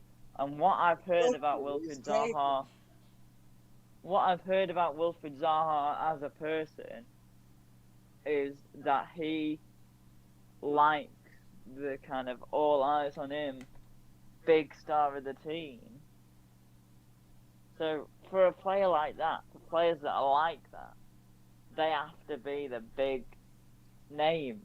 And I don't know, there's not that many places that are more progressed or that much different than Palace, where you know he'd get what he wants really. I do think that as well. I think if it was any other club than his boyhood club there, he probably would have left by now. I do actually think he's quite loyal to Palace. yeah, I was gonna say that. I think it says quite a lot about him as a person that he hasn't actually left yet, because he is good enough. Like, absolutely, he is good enough. He is, yeah. So, you know, fair play to him. But yeah, just to finish my question, if you were Roy Hodgson, and let's say the biggest of the big names stayed, right? Yeah. What do you do? Because this is where Leave, retire. You reckon? Yeah, because I think we'll all look at it and go, the club's in transition. Do I really want to? I'm not going to be here for 5 years. I'm not, you know. So maybe it's time for somebody younger to take over. Would you take Lampard? Yeah, oh, of course, if I was Palace, but I don't think. I'm not sure Palace is the right club for him. I'm not in terms of the players or anything. I just don't know. I just feel. Gotta go bigger for me. Lampard. But it is what it is. But for me, I wonder if probably wouldn't because of Mike Ashley, but I think if Newcastle were run properly, that'd be a good club for Lampard to go. Because I'm going to agree with you on that one. It's just unfortunate because it's a massive club. It is a massive club. We can't forget how big Newcastle is. Yeah. We're not like Will. We don't disrespect the big teams that aren't top four. Newcastle is one of the biggest clubs in the country, Will. Is he still even there? Where? Oh, yes, I'm still there, yeah. Oh, right, okay. Oh my god, he wasn't listening, was he? Well, I don't think I'd go far to say Newcastle's the biggest club in the world. No, I didn't say that. Nobody said that. I said they're one of the biggest names in the country. Biggest clubs with the biggest fan base. Oh, yes, I definitely agree with that, yeah. Hallelujah. Thank God for that. But, yeah, no, yeah, sorry, Will, you just knocked me off course with there. Oh, sorry. But, yeah. I don't know. Maybe even like, let's say Lampard took over at. Yeah, okay. Let's say Lampard took over at Newcastle, and Steve Bruce took the job at Palace. I think Palace suits Steve Bruce to the ground. They are. That'd be a good switch deal. Because he could get away. Steve Bruce with only finishing, lower to mid-table with Palace. Whereas I think eventually with Newcastle, how long has he been there? A year now, 2 years. Yeah. Like eventually, especially once fans are back, if they're not doing well, he's in trouble. I think he's in trouble. But this year and last year, got sort of curtailed by COVID. But once fans are back, if he doesn't pull his weight, I think he's gone. I think, he could be gone in the summer. I think it'd be a bit unfair, but he could be. I agree. Right, shall we move forward? Yeah. Yeah, I was just gonna say very, very, very quickly about what good champions Man City have been this year. They've just got class, and I say they struggled. Their signings had struggled, like Diaz and Torres.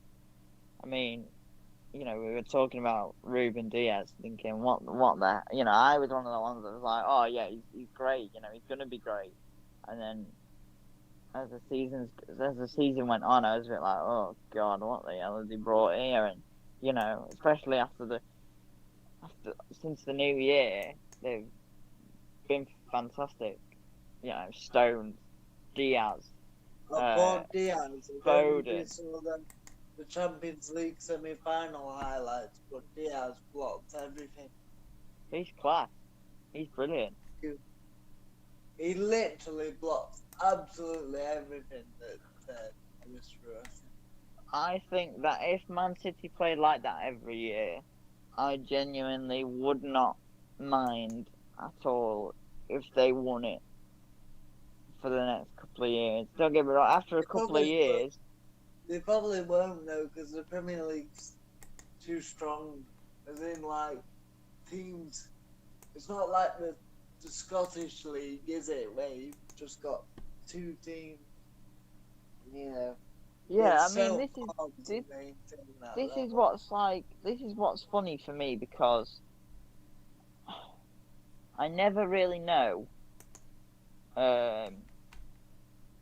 We look at champions and we think, how can they improve? And two examples of that were Liverpool last year. How could they improve? And really, but they brought players in that improved the good positions, the positions that they had good players in, and it is the way it is because of the injuries, and also City have been so strong. Now with City, where can they improve? For me, straight away, I know what I'd say. I feel like you're going to say the exact same thing as me, but I think they need another striker. I was going to say centre forward. We also are like, yeah. You're good, Sam. You're good. I mean,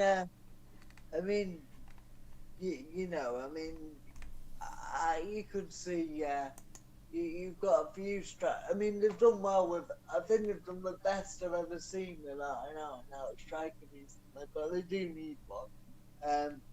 So names that come to mind: Erling Haaland. Yeah. Honest to God, I think apparently Dortmund. I saw on Sky Sports News YouTube. They've said 150 million. Yeah. Now, if you're going to tell me that Man United or Chelsea will pay that, you're off your head. But I think if anybody was going to pay it, City would pay it. City don't pay that much money. You look at their record signing. Was Diaz at 69 million. Yeah. So Diaz money. Yeah, so I don't think they're gonna pay that much. I don't think they're gonna pay that much. I think they're very conscious about not overspending. But it's an option. For a, So for a big team, they don't spend big amounts of money. no, they don't. They don't. But I think they're very careful Excuse me. putting the club into debt. So you think about it. You could have Haaland to be up there, obviously, through player he is. Kane, but they're both. Latona Martinez. They're both gonna cost a lot. Yeah, Martinez. Then you probably got. How about somebody? I hate to like you might think I'm mad for saying this, but how about Odson Edward from Celtic? Good shout. It'd be interesting. But I think he'd need to make his name at a lower club. Why? But then again, we say that, but look at Moussa Dembele. Which one? The striker, Moussa Dembele. What about strikers? Well, there's both. No, They're both but strikers. There's two. There's the one that went to Fulham, and there's the one that was at Yeah. Fulham. It's the same one. That's the same one. It's not the same one. That's No, at no, Barcelona. the one who used to be at Tottenham. No, you're went not to China. Usman. No, sorry, there was a Moussa Dembele at Fulham. Yeah, he's the one that went to Celtic. He Yeah, went to Celtic from Fulham. yeah, but he's not the same one that plays for Barcelona, is he? That's Usman Dembele. Who is it? I Yeah, thought they were both you Moussas. confused me then. I thought No, they were No, that's Usman Dembele. He wouldn't be a bad shout for a Prem team. Whether he'd go or not. I tell you what I'd have as a cheaper option, because he's starting to get older now, so I don't think he'd cost as much money as he used to. Griezmann.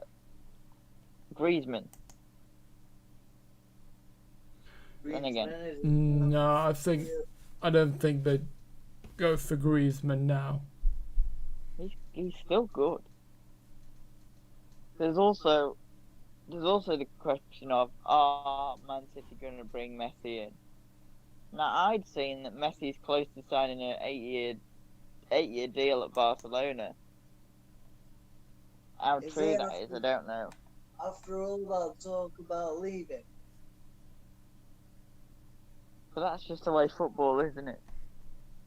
yeah. To be honest, I want Messi to stay where he is. But I just think he's been an institution for Barcelona. Yeah, but I would like to sort of stop the Messi and Ronaldo debate. I kind of would. Or I'd like to at least give Messi his chance. But then again, the poor bloke's 34 years old. I really don't think he's gonna. If he went to another league, I don't think he'd do as well. Probably not. He's played much deeper this season, and he's still got more goals than Ronaldo. Well, we have our opinions on that, but Yeah, Yeah. I know you're a Ronaldo guy, but and I'm not against Messi. I think he's sensational. no, I like Ronaldo. I've got a lot more respect for Ronaldo than I used to have, but I will always think Messi. It depends what type of player you like as well. Different types. I just think like Ronaldo is the best. He is, because physically he's pushed himself past his limit and continued to do that until maybe the last 2 or 3 years, where he's slowed down a bit on his standards. Even then, he's still smashed it, but he has slowed down a bit. Yeah. Whereas yes, Messi naturally is the world's player. Technically, yes. Technically, naturally, in Gifted. terms of he's got it. He's He's got it, He's and gifted. he's not had to work for it. Well, obviously he has, but you know what I mean.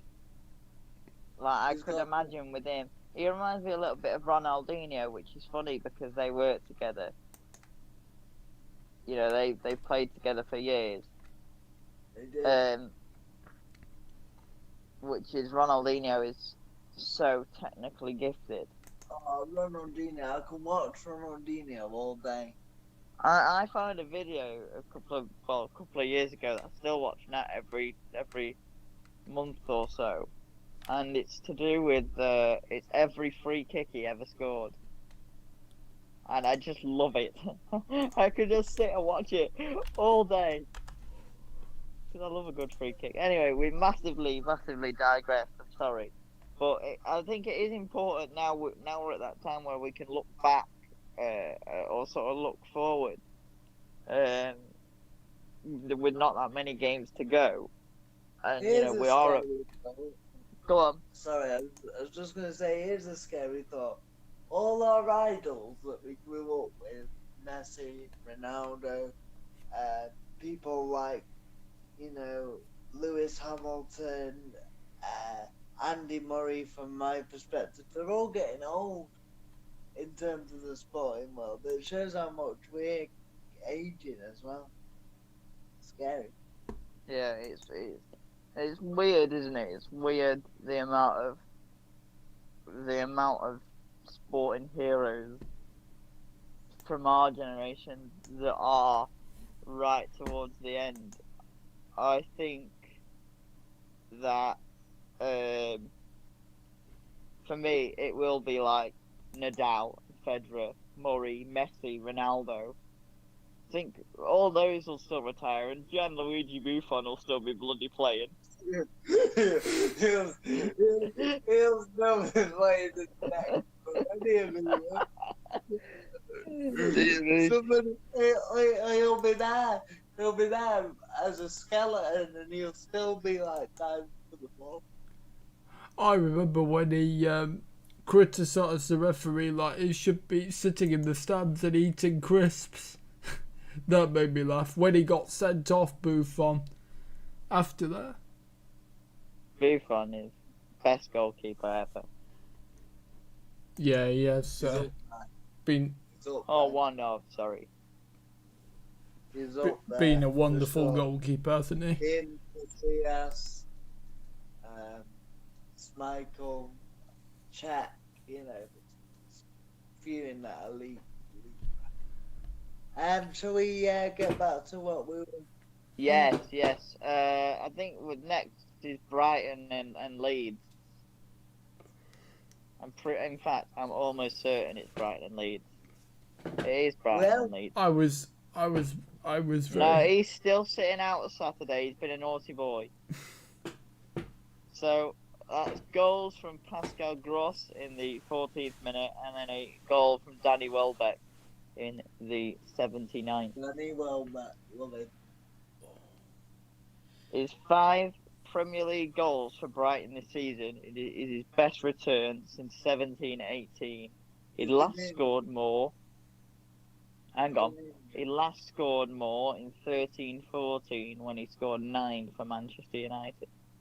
Oh. There you have it, but he has had a lot of injuries. I think he's a fit Danny Welbeck. He's a good Danny Welbeck. Yeah, good player. Don't get me wrong, could have done better. But... So, but I do like Danny. Brighton and Leeds, 3-0 was that to Brighton? Yeah, no, 2-0. Leeds do have their off days a little bit, but with the intensity they play at, it's not surprising. They have their off days, but they've been great to watch this year. I think considering some of the performances they've put in and how poor they've been despite playing good football in bits, I think if they survive, Graham Potter's done a good job. We're on about Brighton now, Brighton. Yeah. And I also think Leeds have had it. I was on about Leeds saying that with the intensity Leeds play at, they it's not surprising they have an off day every now and again. But Brighton, I'm glad they're staying up. I think there's a lot of work to do, and talk of Potter getting the Tottenham job is ridiculous. I mean, he's nowhere near done enough. He's got his ideas are good, Graham Potter, but I think that is He's far. nowhere near done enough yet. Oh yeah, I think that's to far even, to too high even up. suggest him is God, it's ridiculous.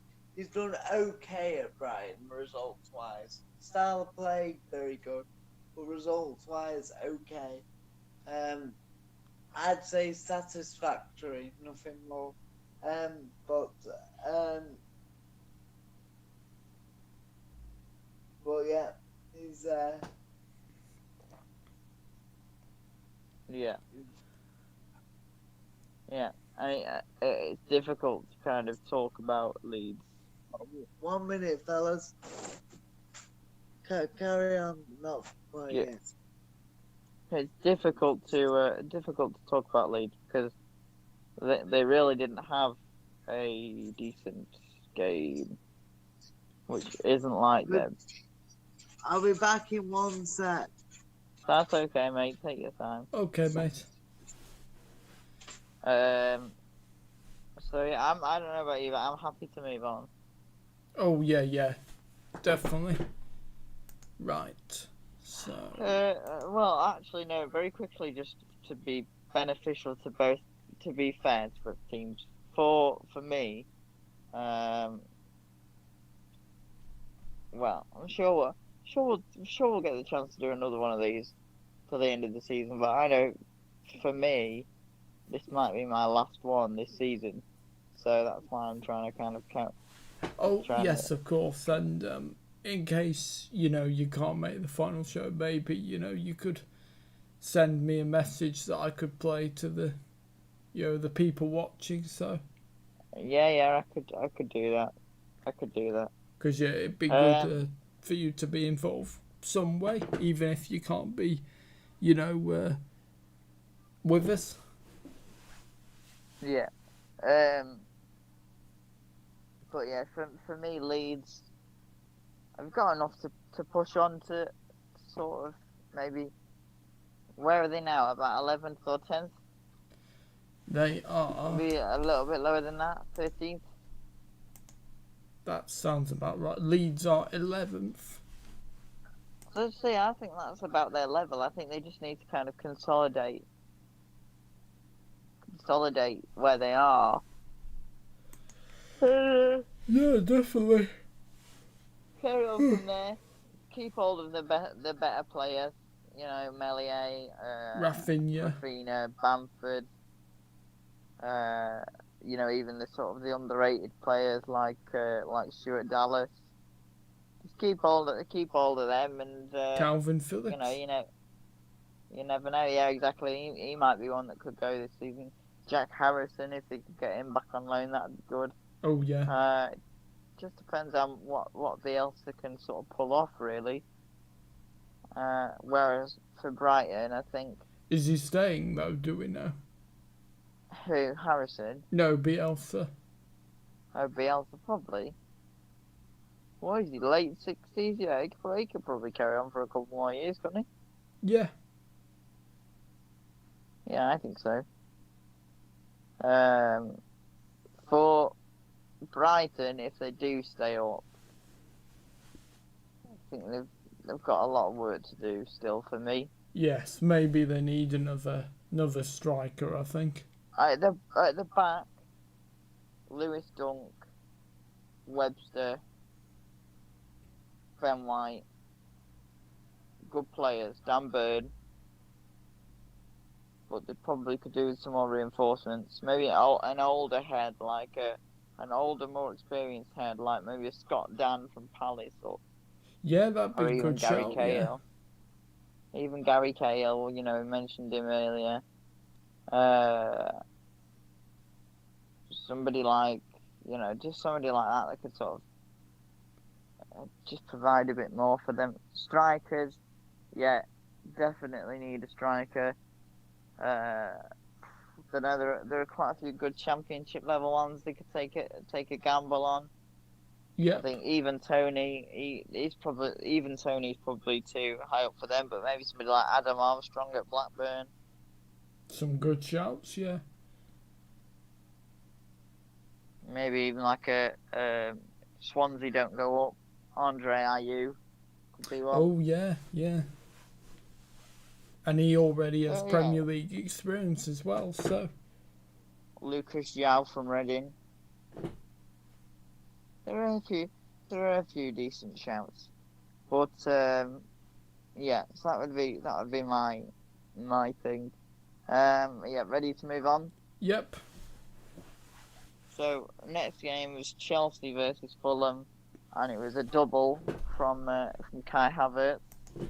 Yeah, So I have to say, I think. Oh, if I'm allowed to. Go on, you're allowed to speak. Thank you. Yeah, I'm much more chilled out now. I think that actually did me good to sit out for a few minutes. Okie dokie, good. Right. Yeah, I think Kai Havertz, for me, has now started to settle. I'm not 100% convinced about Werner yet, but Havertz, Ziyech, I think Ziyech is a good player. What's your opinion on Kai Havertz? Would you agree that he's starting to settle? I think Kai Havertz is starting to settle. I agree and disagree about Werner. I think his goal output's been disappointing, but I think in terms of his performances, he's a lot of the time he really helps the team. Thiago Silva obviously been fantastic. Oh, definitely, Mendy's yeah. been very good. I think Rudiger's been good as well. He's not a new signing though. No, I know, but he. No, I know he's not a new signing, but I think he's been really good, and yeah, even Christensen, I think he's been quite good as well.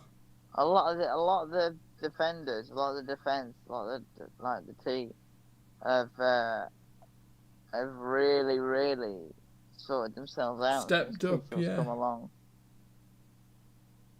But I think like that, defenders like that have potential, like a Zuma, like a Christensen, that have potential, but do need they needed a defensive coach to sort of help them really. Have they got a defensive coach, at Chelsea? Of course they have. Thomas Tuchel is one of the most defensive managers going.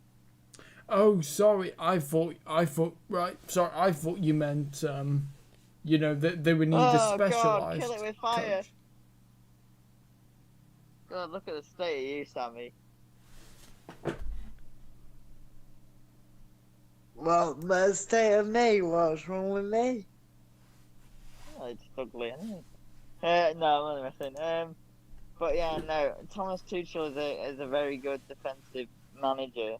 So I think that's probably helped the likes of Zuma and Christensen and the like. Right, okay. Sam, did you watch this game? Which one? Chelsea beat Fulham were on. No, I didn't actually. Well, that means that none of you will have seen the absolute tremendous skill from Mason Mount. Oh, you saw it? Yes. The way that he brought the ball down. No. Thing is, I'm one of those people that would have said he's over. How can you say Mason Mount's overrated and not Bruno Fernandes? Mason Mount has got a lot to do. So Bruno. See, me and my dad were talking about Mason Mount, and we thought that he's a really good player. I think he's good, but he's not as good as people think. Over the last Give me Maddison and Grealish any day. He wouldn't get in my England start. Absolute joke. He's one of the first names on the team sheet for me for England. He'd be on the bench. The thing that helps him is he's so versatile. He can play in a wide variety of positions. I think it's got to be right. Okay, midfield 3. I think you go Rice, Greenwood, and no Rice. Oh fucking hell, Rice, Mason Mount, and Phil Foden. You can't leave Jack out. You cannot leave Grealish out. Yeah, but what? Leave Mount on the bench. Leave Mount on the bench and put Grealish there. Grealish is it offers us something different as does Grealish, Foden. Rice, and Foden. I like the sound of that. Yeah. Yeah, You're going for Grealish. Grealish over Mount. I don't agree. Oh, I Grealish tell you is what. I good. tell you what. Tell you Good. what. I'd take a risk if Lingard carries on the way he's been. I'd take a risk on Lingard in my starting 11. Oh, I knew that So was no, you're coming. not having Grealish and you're having Lingard. Absolutely. I would. Honest to God, stick Grealish is the Grealish on best the bench. Grealish is the best midfielder we have in this country. Yeah, I would definitely start Grealish. Don't agree Yeah, with that. What's that, Well? I would definitely start Grealish. Even though I do like Mason Mount, I wouldn't. Yeah. I wouldn't take Mount. I wouldn't take Grealish out and put Mount in. I would have Grealish. If I was gonna put Grealish anywhere, he'd start on the left. Would you not have The him at the thing number is- 10 role? You could do. No, The thing is, I'd have Phil Grealish Foden as number 10. Grealish has something that not he can offer us things that not a lot of English players can. Mount's good, but he's just a bit flaky for me. See, I thought the same, but I think his performances over the last month or so have been phenomenal. He's just so good. He really is. Yeah. I think He he suffers a bit from Bruno syndrome, where people think he's better than he is. Now Bruno's miles better than him. No, listen, that's not what I'm saying. What I'm saying is that as a general thing, people think Bruno Fernandes is better than he is. I'm not saying Bruno Fernandes is better. Mason Mount's better than Bruno Fernandes, because I don't agree with that. It'd be like if you put Mason Mount in Derby County, he'd be like Ronaldinho, so he should go back there. Well, yeah, It's because just- he's got 30 caps. He's got what's he got? 15 caps for England now. So It's yeah, just he probably. There's just something about him I don't like. There's something about his personality I don't like. I can't really put my finger on it. I don't know. I like him a lot. I think I as think a he lad, comes seems across as okay, but I've not had any I think he comes across as a really nice lad. I think. Yeah, it's just something about him, and it's not because he plays for Chelsea. I'm not doing a will. For me, on current form, as well as he's one of those players that Southgate likes, I think he will start in the Euros. I think there's no way. I think there's no way he won't start. And Phil Foden, the way Phil Foden's going, I mean. I think Phil Foden has also got to start, because you talk about Grealish giving us something different. I've not seen an English player as exciting as Phil Foden since since Grealish was smashing in Grealish was smashing in 30 yards every week, but he doesn't really do that anymore, does he? I still think Grealish is better than both of them. Not Foden. I can understand there being an argument for Mason Mount, because he's not been around that long. But Phil Foden, I would have to agree. I think Foden between Foden and Grealish, I think Foden is better. If Phil Foden does not go on to become one of the best players in the world, I will be gobsmacked, because that boy is special. Yes, if he keeps his feet on the ground. And I just think Jack Grealish would walk into any side in the world and tell him. No, I think you're bullshitting me. Yeah, that's the way I feel. If Fair you enough. if you think that Phil Foden is better than Jack Grealish, then I don't know. You I you can. mean he'll The thing win? is, I see your argument for Mason Mount because you do get those people that think he's amazing, and he isn't amazing, but he's good enough to start for England He's a consistently. fantastic player, Mount He's is. been the first one to get off the bench, having kept it warm. Yes, but I, Personally, I would but I, I I would think have Mount on the bench. I would have Rice, Foden, and how about Grealish. Yeah. Hendo? Would you have Rice over well Hendo? that's yeah, but that so when you first said about that about Mason Mount, that was what I would have said. I would have said Henderson, Rice, and Mount, but that's not a balanced midfield. So that's why I'd take Henderson out, put Mount in, It's a bit and too oh, defensive, that. take Henderson out, put Mount in as your box to box, and then have Foden as your attacking threat because With I've Rice and because he just literally and not only would Mount start because I think he's a good player and good enough, but the connection between him and Declan Rice it is really helpful on the pitch. I think. Why, to be ready But to yeah, anyway, move on, I boys? tell you what, to be it's nice go that on. England have got options for once. Oh, of Yeah, course, it is. it's very To be exciting, isn't it? The to be talents. honest, other than Harry Kane and John Stones, I think the other one that would be straight in my team sheet would be Phil Foden Yes. by a mile. Sterling's got to play. No, Yeah, he's not Sterling's got a playing. plan. But if you're saying to me, okay, No, I don't think so. you've got three people that you've got to choose right now, I don't think. and I think Sterling Sterling's has reverted to the Sterling of a couple of seasons ago. I don't think he's no, been that great. I don't know. I think just No, because he hasn't. He's had I a think bust just up with because, Pep, I think. yeah, I think He's had a bust. just because his goal output slowed down a little bit doesn't necessarily mean he's gone back to a 6 or 7 goal a season winger. Like I really don't see that. I think Raheem Sterling is one of the best players in the country. But I do think him and Pep have had a bust up, maybe. Probably because Raheem Sterling still wants to know whether that move to Real Madrid's on or not from like Sorry? 2 or 3 years ago. Probably because Sterling wants to know whether that move that Madrid was supposed to make for him 2 or 3 years ago is still on the table. Apparently they've had a falling out, but I don't know how true that is. I thought Sterling was one of Pep's golden boys. He was, but I think he's done I'd be something surprised if to- they had had a bust up.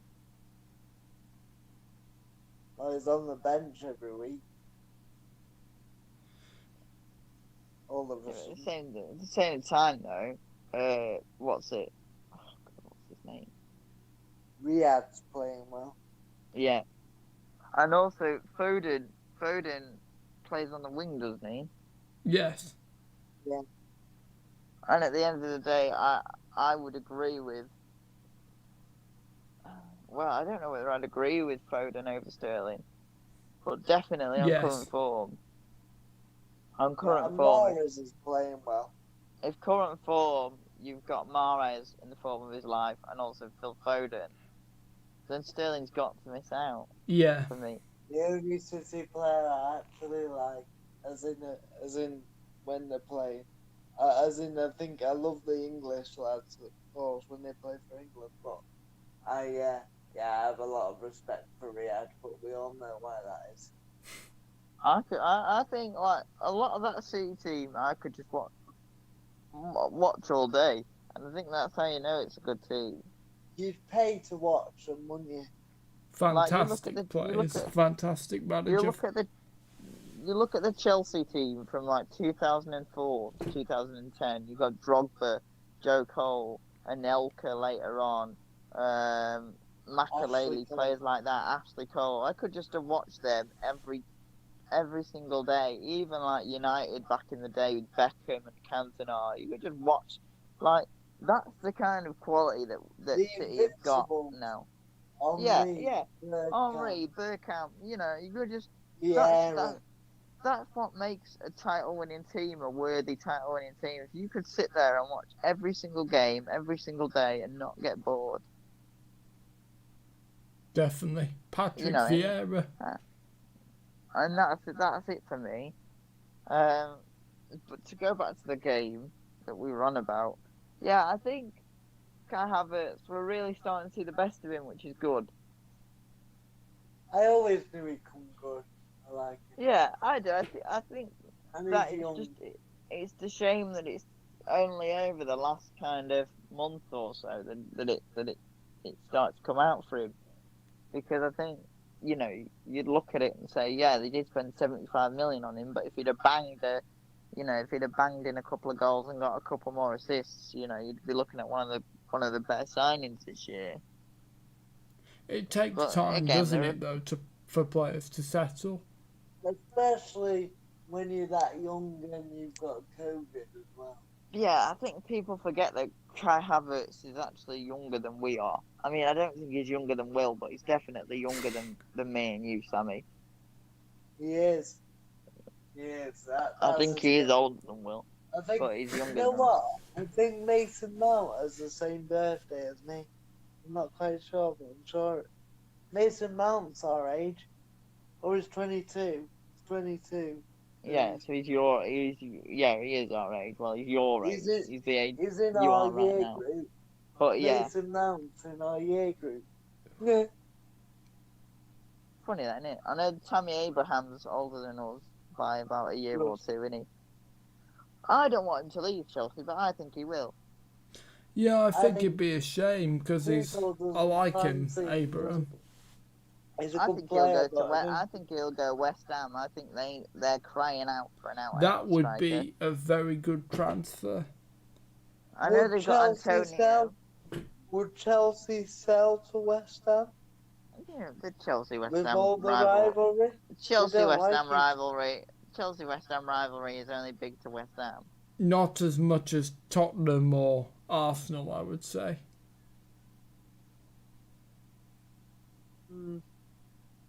I He mean, could go to Leicester. As Frank well. Lampard went from West Ham to Chelsea. Joe Cole went from West Ham to Chelsea. Carlton Cole went from Chelsea to West Ham. Oh right, sorry, other way round. Not that way. No, Carlton Cole. Carlton Cole.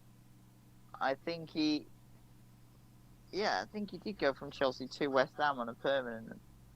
But either way, he played for Chelsea before and then ended up at West Ham. Right. Yeah, But, I have to say, I think he could go to Leicester, Tommy Abraham. That would not also if they've still be got Vardy. If they've still got Vardy and Iheanacho. Yeah, but I Vardy's think that'd be a getting on a waste. bit now. Yeah, his legs are starting to go, aren't they, Vardy? Yeah, they need to start getting a succession plan in place for when Vardy. But I think that's one of the reasons why I'm Iheanacho's not been when- banging the goals in. Not when he retires, but so that a player can learn from him as well. Yeah. Well, you need to start the process early. Don't wait until the player retires. Start them. Exactly, because you can. Let's say Leicester get in the Champions League, you can still use Vardy for some of those games. Yes. Lighten his workload. If you lighten his workload, he'll do better. Yeah. Villa, what do you think about that? A return to Villa Boom. for Abraham? Well, you got Watkins up there. Yeah, you play Watkins and Abraham together. It's But not then very much done, is it? Two strikers. They've also got Wesley, haven't they? That's got to come back from injury. How about Abraham for Southampton? What about Ings and Adams?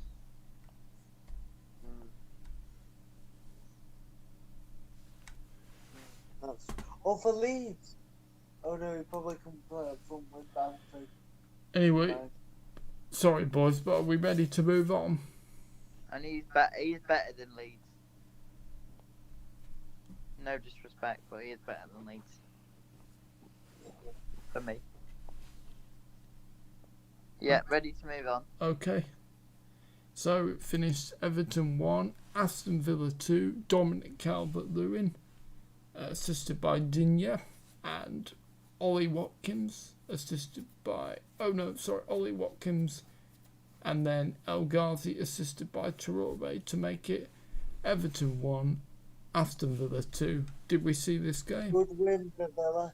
Enjoyed watching Villa this year. Yeah, They've they're a been really up and good down team, aren't they? recently. Martinez. I know they've been up and down this year, but you talk about team making good signings. Martinez, Cash. Yes, they Watkins, made some very, very good signings. you know. I think that Morgan Sanson will be a good player when he gets his feet under the table. Yeah, Sanson, from what I know of him, he's a fantastic player, Morgan Sanson. He's a good player. Fantastic. Alright. From what I can remember, like, what I've seen of him at Marseille, phenomenal.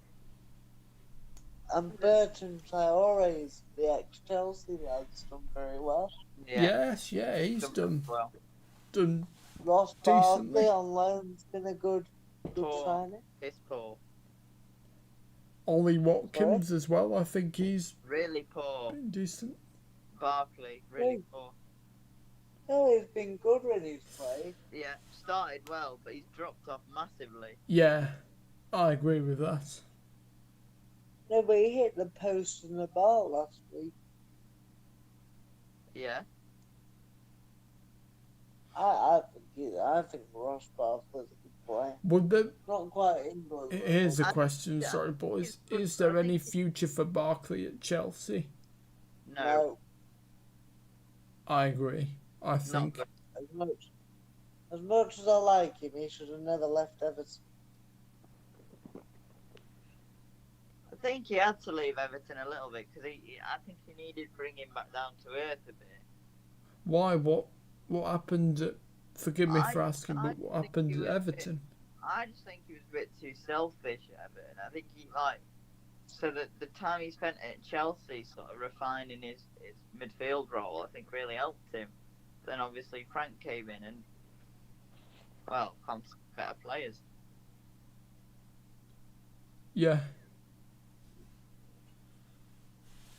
And as for Everton, it's going to be interesting to see if they do get a Europa League spot. Question is, what do they need? What do Everton need? What ooh, do Everton need? A new left back. Digne's great. So sorry, not left back. A new Right right back. because Coleman is definitely getting on a bit. Coleman He's is all the time. still a good player, but they need A succession right plan. back. Yeah, I think they put have Coleman work with Holgate or Godfrey, and that's your succession plan. Godfrey's done well this year, I think. Yeah, he's done okay. He's done good. Considering he was part of a Norwich side that leaked so many goals. Yeah, he but must have been- he was good for Norwich. No, I'm not saying that. I'm just saying from a confidence. No, point of view. I know what you're saying, but what I'm saying is that he was good for He Norwich. was good. He was good for Norwich. I agree, but I'm just saying. And I considering his think that like considering the back four they had, the amount of goals they scored is a bit of an unfair reflection, really, because Lewis, Aaron, and Godfrey all had great seasons. It's a shame, though, isn't it? But I do think that where could Everton improve? I mean, Iwobi's improved this season. Yeah, he has. He has actually. are we ready to move on, boys? That's Will's. Shut up. Let's not talk about this now. No, but I'm just aware, we've still got a lot to get through. Right. Well, are you ready to move on, Sam? Everton for Europa League or not? No. Still in the mix, but I don't think so. They've not Okay. been very consistent, Everton.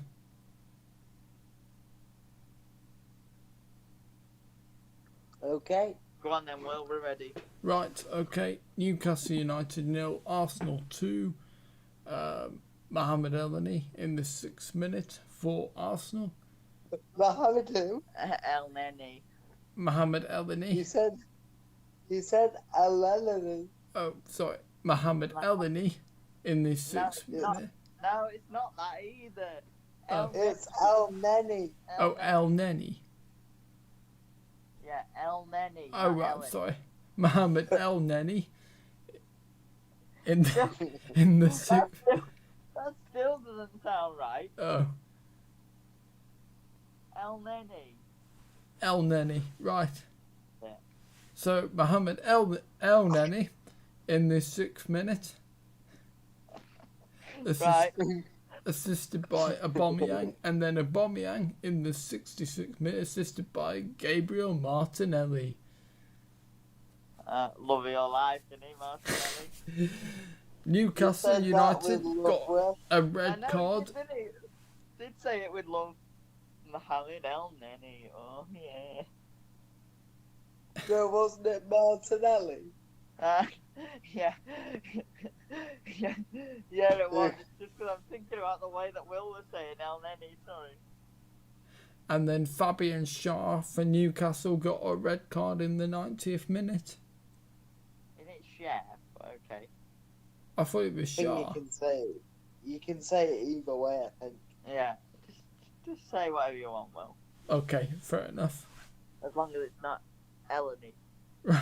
A rare win for Arsenal. Yeah, very good performance from Arsenal. Newcastle didn't look like doing that much at all. Oh, I Um, sleep. That's what I would do. Probably Arsenal mid-table and Newcastle are now safe after today's result. Oh, they are. 39 Right. points. I reckon they'll. Where are they? Something like 9th now, I think. For Arsenal, yeah. I reckon they'll probably finish there, yeah. That's mad to think Arsenal at night. That's what I was saying before, yeah. Scraping I the think top when we did really badly in the 15-16 season, I'm pretty certain we finished 9th or 10th. No, you didn't. You finished. Oh, when that. Are you on about when Gus Hiddink was in interim charge? Yeah. When Leicester won the title, you finished 10. Yeah, that sounds about right, I think, yeah. You're not gonna bloody know, are you?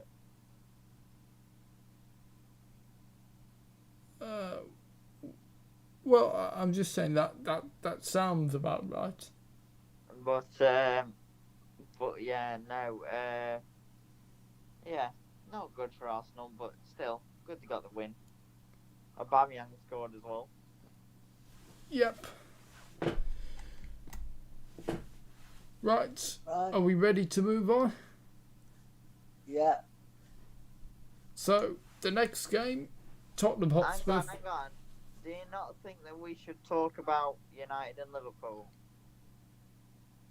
Well, we're Sunday the 2nd of May now. Yeah. And since the game didn't go ahead, and I'm trying to speed up, I think. Just quickly then. I thought we were a I football just- roundup show. You can't miss out on the biggest story of the bloody week. Oh, sorry. Well, Go on, George. I'll let you have your say.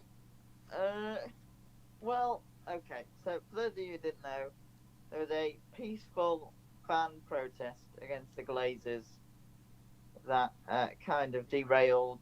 that turned very ugly. Yeah, and fans ended up on the pitch. People had pulled the corner flags up. I'd like to say it was a minority. Yeah, smashing up smashing things up.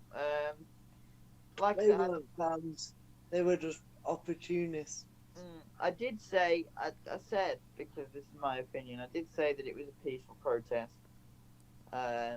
Because everything I've seen about it, including from people that were there, is that, I've seen physical, literal documents that were sent out to United fans about how the protest was going to go. Blimey. So I know for a fact that it was meant to be a peaceful protest.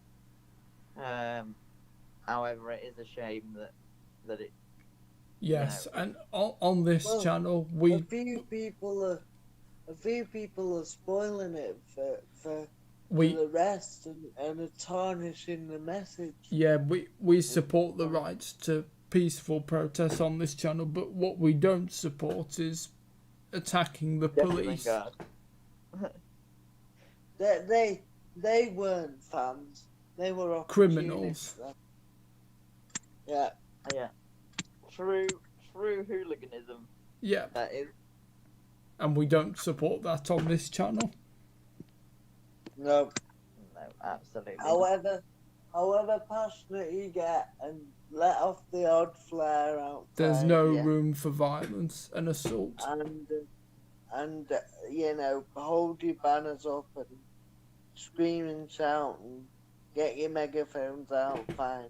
I'd just like to make it known to everybody that if this European Super League had gone ahead, I was planning to protest outside Old Trafford. Because I can see you taking on the police. No, peacefully. Someone crime watch. No. That'll happen in a few years anyway. No, because I was that angry about it, and I was just going to go outside and protest about the European Super League. But me and my dad were going to go first to Old Trafford and then to the Etihad and do it. Oh yeah, 'cause your dad's a City fan, isn't he?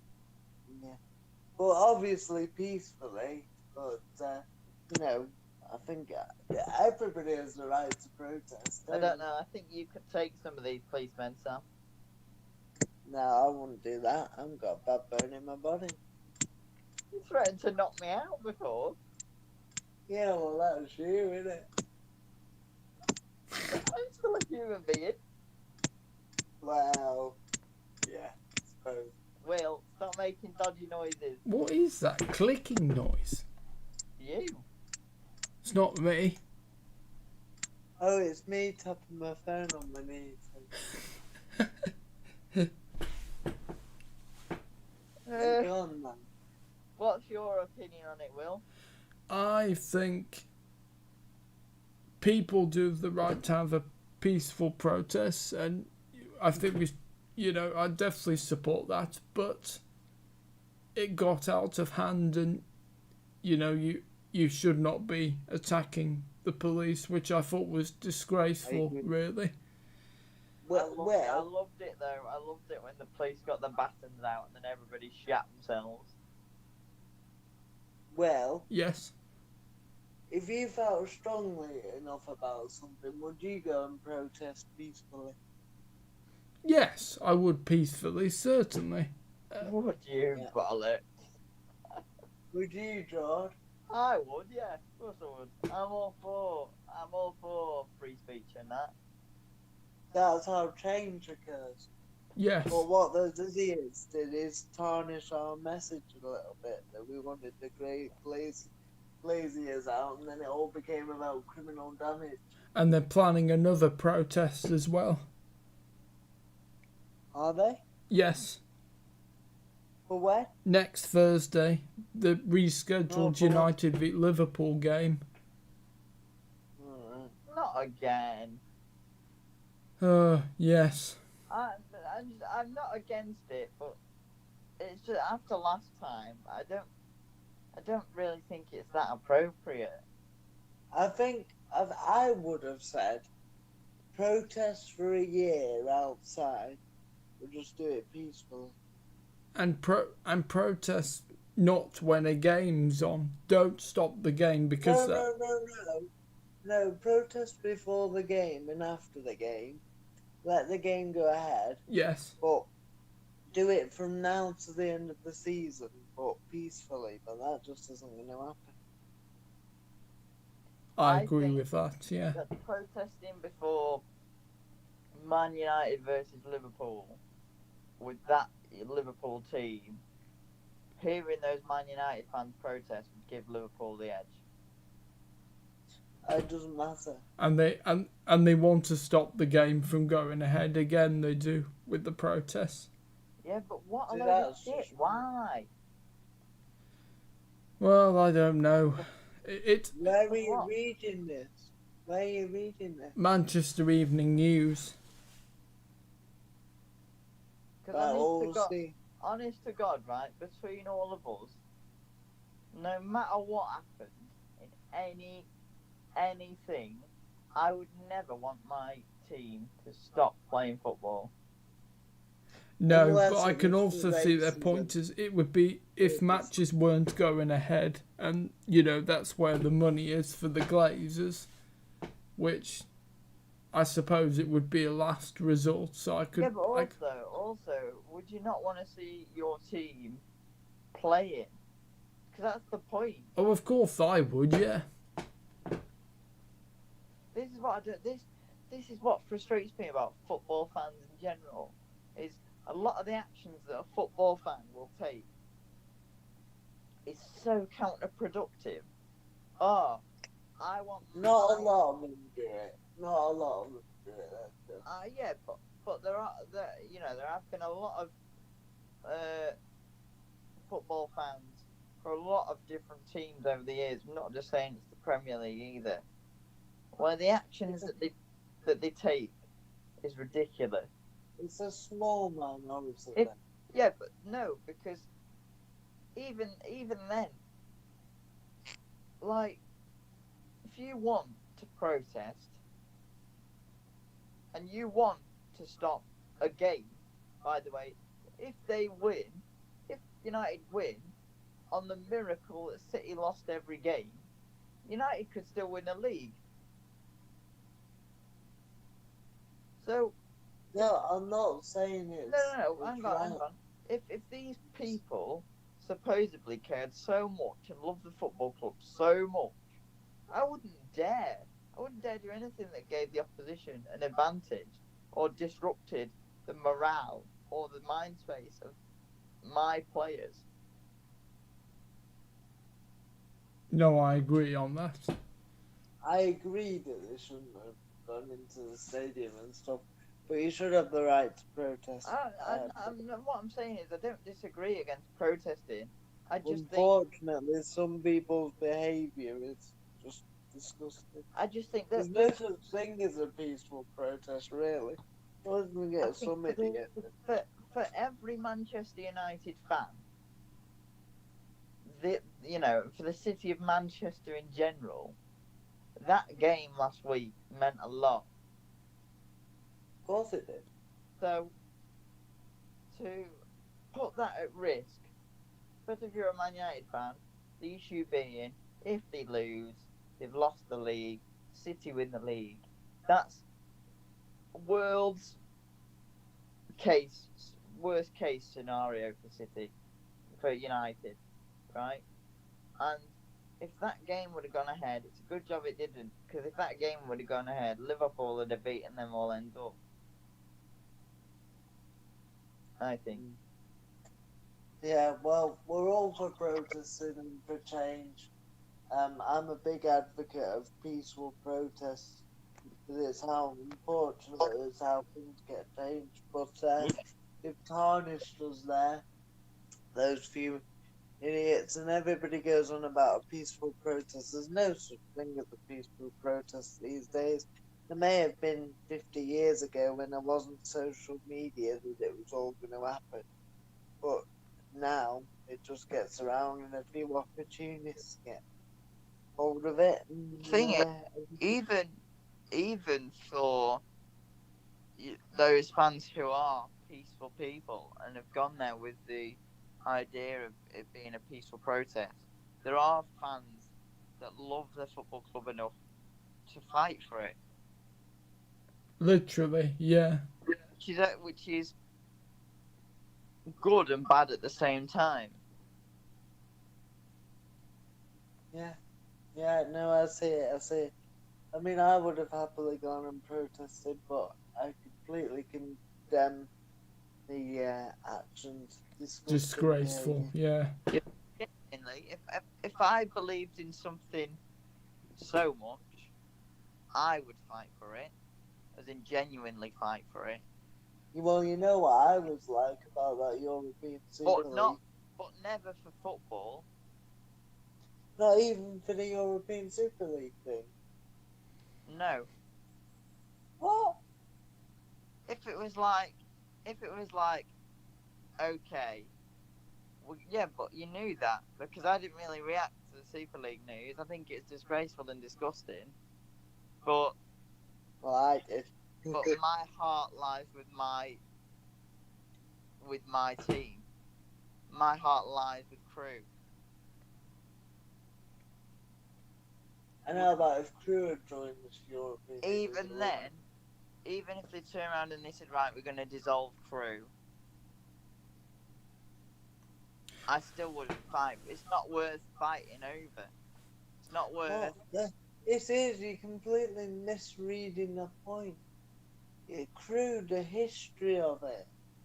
You've got to make a stand. I'm not saying bombard stadium. I'm just saying you've got to fight for these things.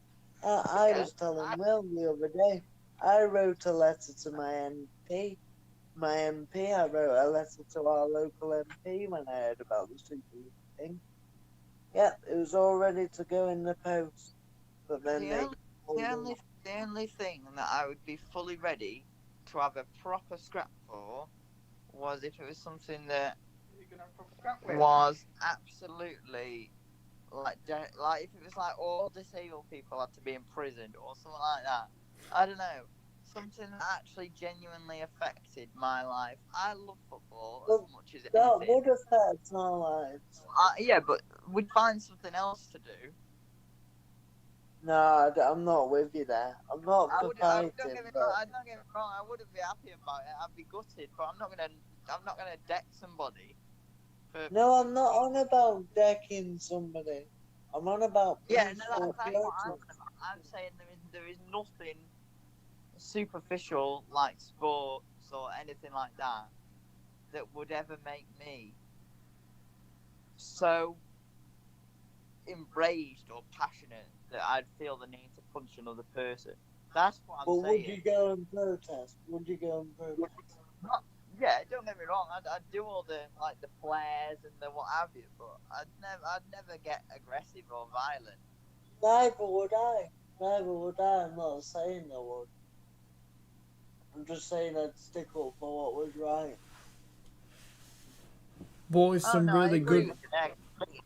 All I was saying is that there's nothing that would make me get actually physically violent unless it was something that really, really affected my life. Some really good points, boys, but if we're alright with you, can we move on because time is ticking?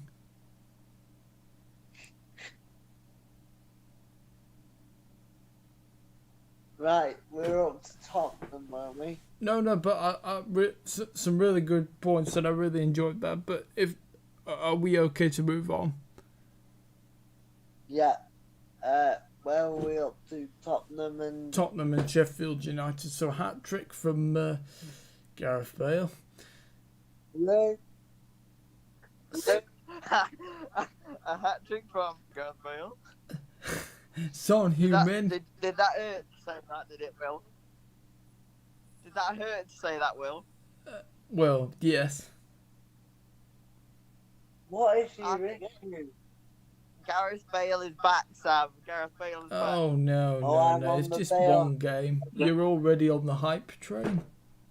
Yeah, but we've been on the hype train since he turned up. It's not like we've just jumped on. I love him. Get off that train. We're still on the Lingard train too, as well, by the way. Choo choo. He's one of the best British players. You and Cuckoo we've lad, produced. both of you. He's one of the best British players we've produced, and he's still Ever. Bale, ever. Yeah, ever.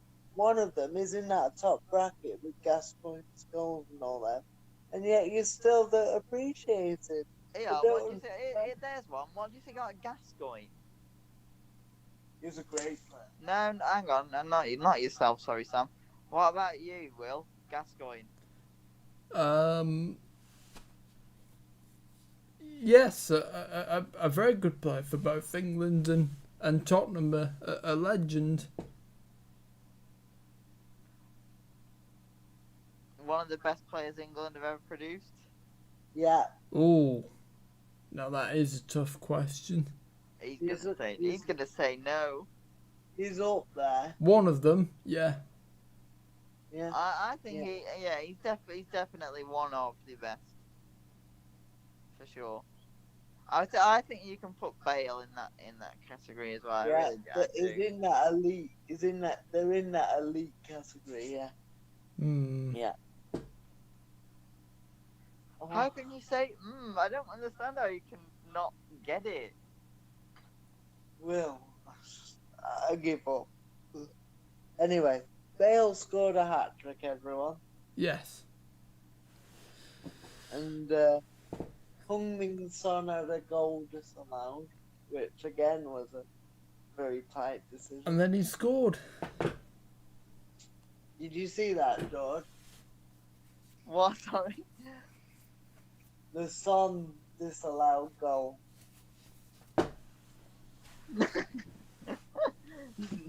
No, sorry, I didn't. What are you laughing at? It's alright. My dad's just in here. Oh, my dad wasn't here because he'd heard me say about I don't, if I'd have a fight with somebody, so he's taking the piss out of me saying I'd have a fight. No, what was the Son disallowed goal?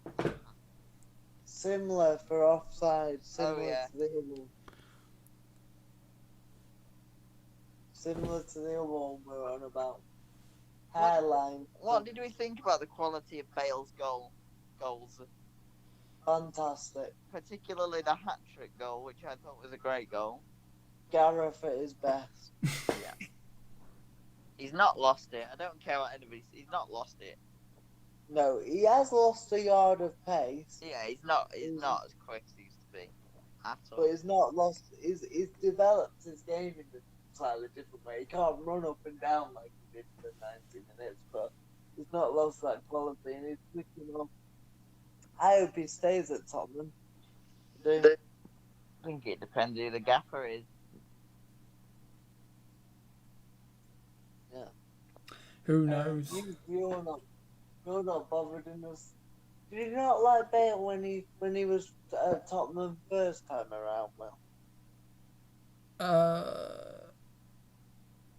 I don't think I was watching football then. That's probably why you don't like Gareth Bale. Because all you've ever seen of Gareth Bale was him being a dickhead. I have seen clips though from his first time at Spurs. Yeah, but all you've ever seen is him like saying he prefers golf more than playing for Real Madrid and stuff like that. No, I said I've seen old clips for him from his first time at Tottenham, goals and stuff.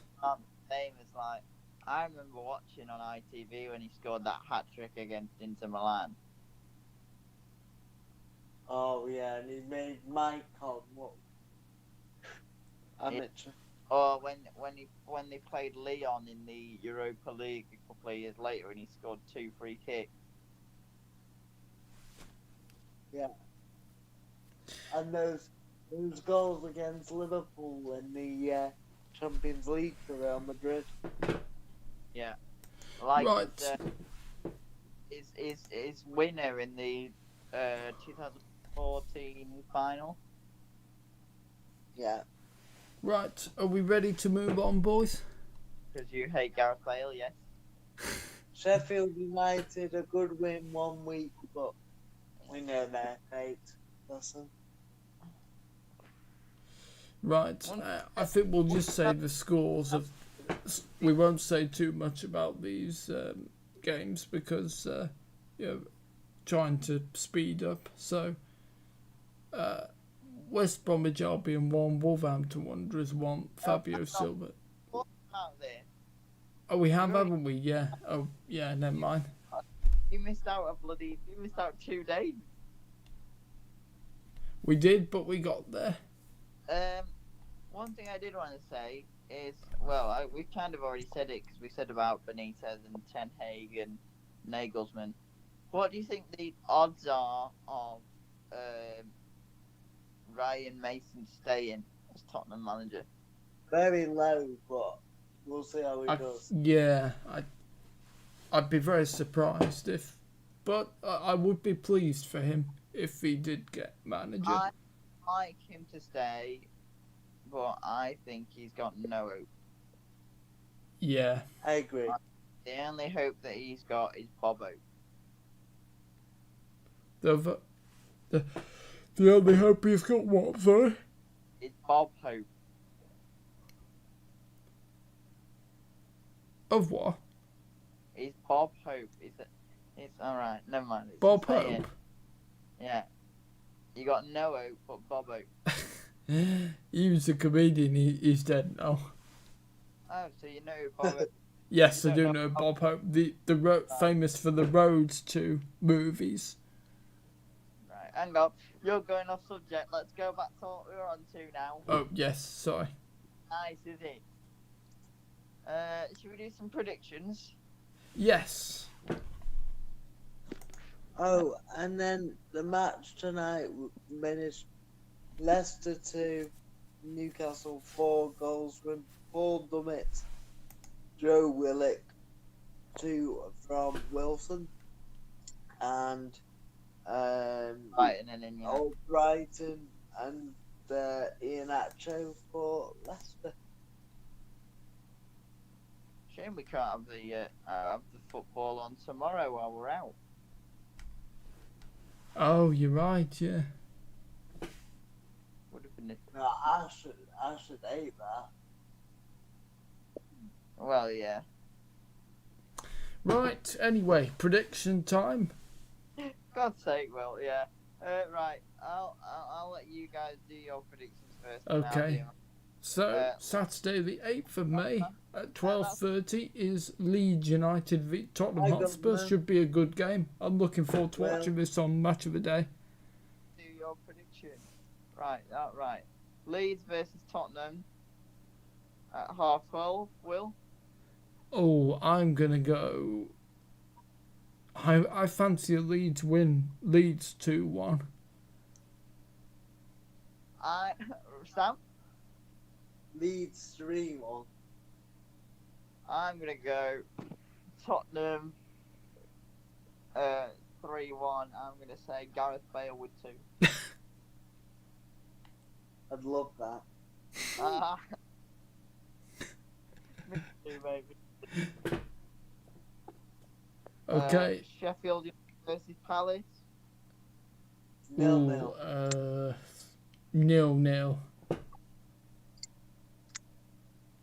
I'm going to go for 0-0 as well, I think.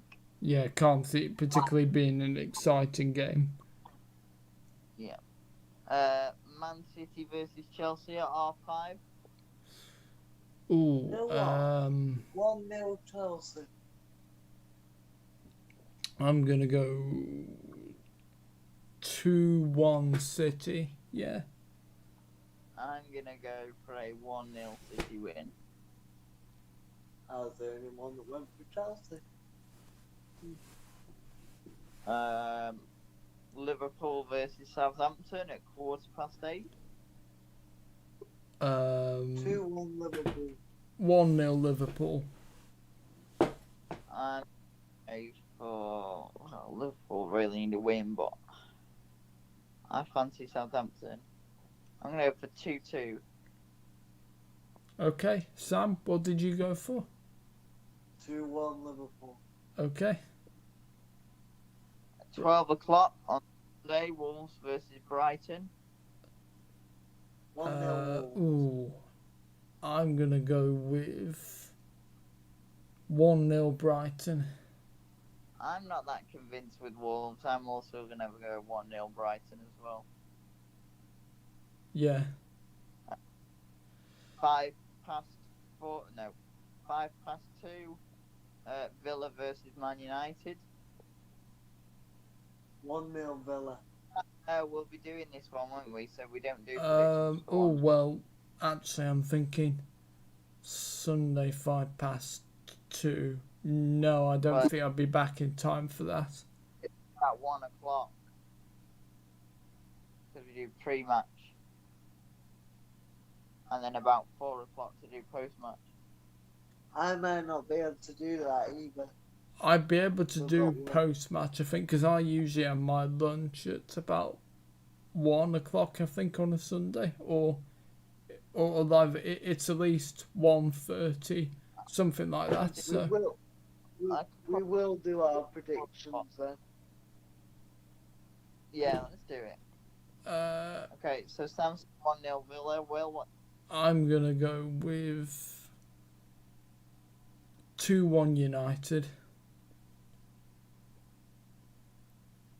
I actually think that United are going to slip up here. I think with all the thingy on them, all the spotlight on what happened the other week, I think they're going to slip up. I'm going to go for 2-1 to Villa. Okay, fair enough. Everton at R4. Who? West Ham and Everton at R4. I'm gonna say should be an interesting one. I want West Ham to win, but I'm not sure they will. 2-2. Yep, I'm going to have that down as a draw, and I think I'm going to go for the same as Sam, yeah. Yeah, I'm going to go for a 3-1 West Ham win, I am. Oh, okay. Jesse Lingard to score a hat-trick. I think Jesse Lingard is going to score one and assist one. You know what, Will? What? He might get a double hat-trick. Might score 6. No way. And then In at 6 7 minutes. o'clock, Arsenal versus West Brom. 1-0 West Brom. 2-0 Arsenal. I'm going to go for a 0-0 draw. And then finally, there are games in mid. I'm getting knackered, to be honest. Finally, big game. Oh no, there's a match on pretty much every day of the week. 8 o'clock, Fulham versus Burnley on the Monday. I'm gonna go with 1-0 Burnley. I want Fulham to keep the flicker of hope alive. So 1-0 Fulham. Yeah, I think they'll do it. I think they'll win, just because. I want them to keep that flicker of hope, but yeah, I think Burnley will win that At one. the same time, I don't like to see Burnley. I wouldn't like to see Burnley go. I think Fulham will definitely. I think Fulham will win. Okay, Tuesday the 11th of May. At No, we're not going. There's games on every day. oh, okay. I just thought since there were games on every day, that it would make sense to do those predictions as well. Go on, we'll do it. What do you know? Go on, I won't go to bed. We've still got the Hall of Fame to talk about. No, we can forget about the Hall of Fame. Do it next. I think that's No, we'll do. Will, predictions or Hall of Fame? Predictions. Sorry, mate, you've been out very busy. Tuesday. We'll do it next time. Right. Tuesday, 11th of May. Man United versus Leicester at 6 o'clock, which is a massive game. Oh yeah, definitely. 2-1 Leicester. 2-1 United, I think. I think they will.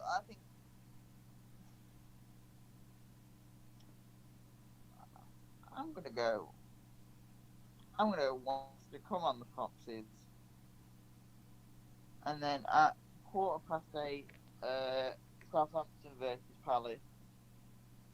1-0 1-0 Southampton. One at a time, please. Sorry. 1-0 Southampton. Yeah, and you will. Okay, Wednesday the 12th of May at 8:15. I never even give my prediction. Oh, sorry. Right. I'm gonna go for a 3-1 Southampton win, and I never even heard what you said your prediction was. I thought you said you were gonna go 1-0 Southampton. No, that was me. Alright, I'm pretty sure. I thought Jord also agreed with us as well on that. Okay, sorry, that was my mistake. What's your prediction now? 1-0 Southampton. Right. Oh, forgive me off for all that. You said the same thing as Sam anyway. Right. 12th of May, Wednesday, 8:15, Chelsea versus Arsenal. Ooh. 2-0 Chelsea. 1-0. No, actually, I'm gonna go for a 2-2 draw. Look, you will. I'm gonna go for 2-0 Chelsea as well. And then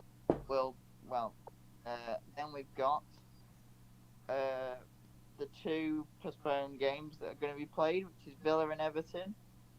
At Why 6 was o'clock. Villa v Everton postponed? The COVID. Oh, okay. 2-1 Everton. God, that took ages to get rearranged. 1-1. I'm gonna go. I think Everton need the points more, so I'm gonna go for an Everton win. Yeah, I'm gonna go 1, I think. Okay. And then at 8:15, Man United versus Liverpool. If it does go 3-0 ahead. United. What do you mean? Right, you're so negative. I ain't doing this show with you. You're the most negative Nancy I've ever heard in my life. Who, me? No, Will. He said, "Oh, if it does go ahead." Well, I am a bit nervous that the fans are going to derail it again. You're not promoting your show here, Will. 3-0 United. I'm gonna go Hey, Two- positive vibes only. 2-1 United. I'm gonna say 2-0. Okay. Friday the 14th of May. No, hang on. We're doing the what's it on the Friday. We don't need to do predictions for the Friday because we do the roundup on the Friday. Oh, you're right, yeah.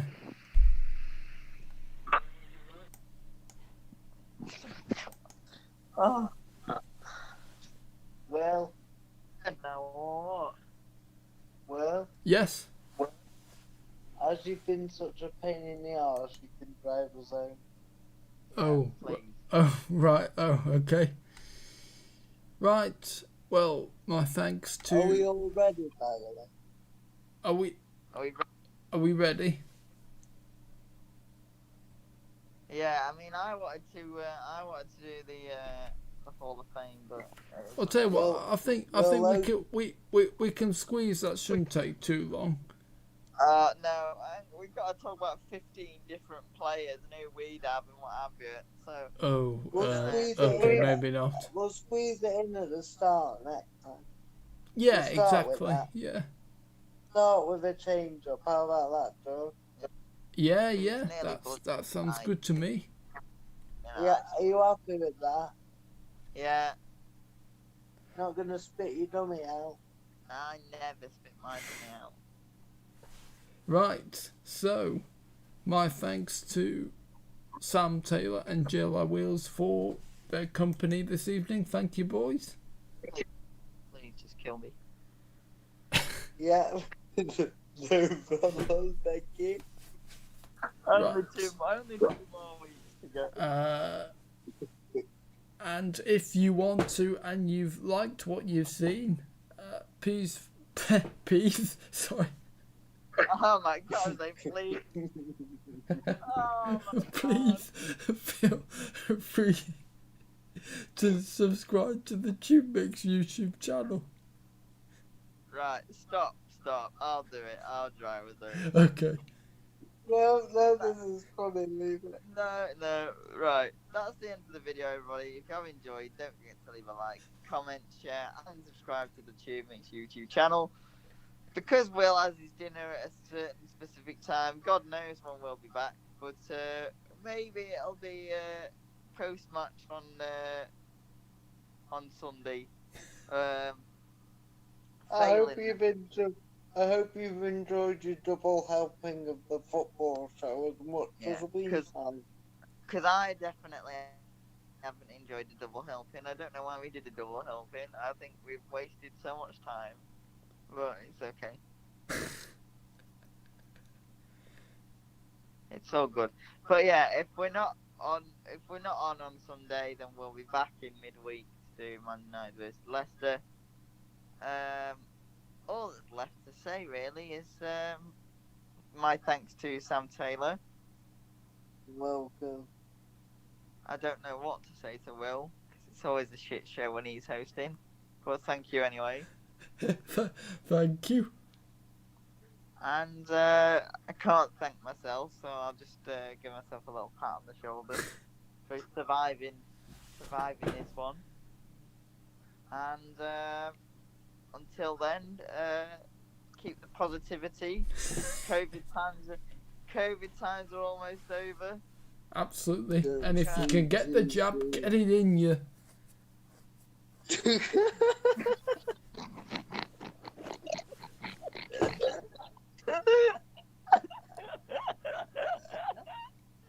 Oh my god. No.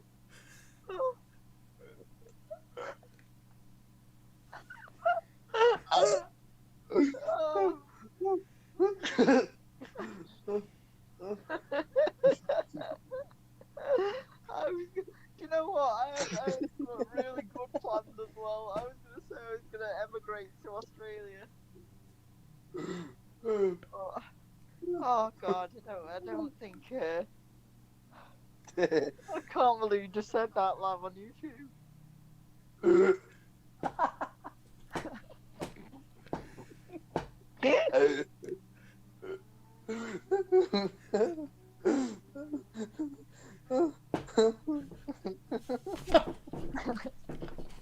Oh God, Will.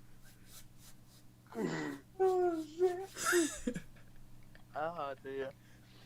But yeah, if you can, I agree with Will's sentiment. I don't agree with his execution. If you can have the jab, do get the jab. All three of us have all had the first dose, but only one of us is fully vaccinated as of today, and that's Will. Yep. So yeah, if you can have the jab, do have the jab. I don't know about you, but especially And when you do, please take care. Yeah, and don't think about Will saying stick it in you or whatever he just said. But especially after what Will's just said, I am definitely moving to Australia once all this is over.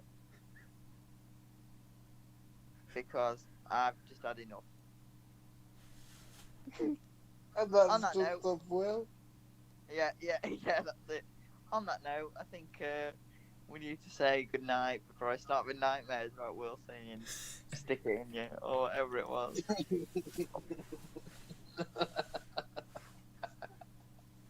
So yeah, it's good night from me. Good night from Sam. Good night. Will, Good night. Good night. Oh, I can't even say it. Good night from Will. Bye. See you later.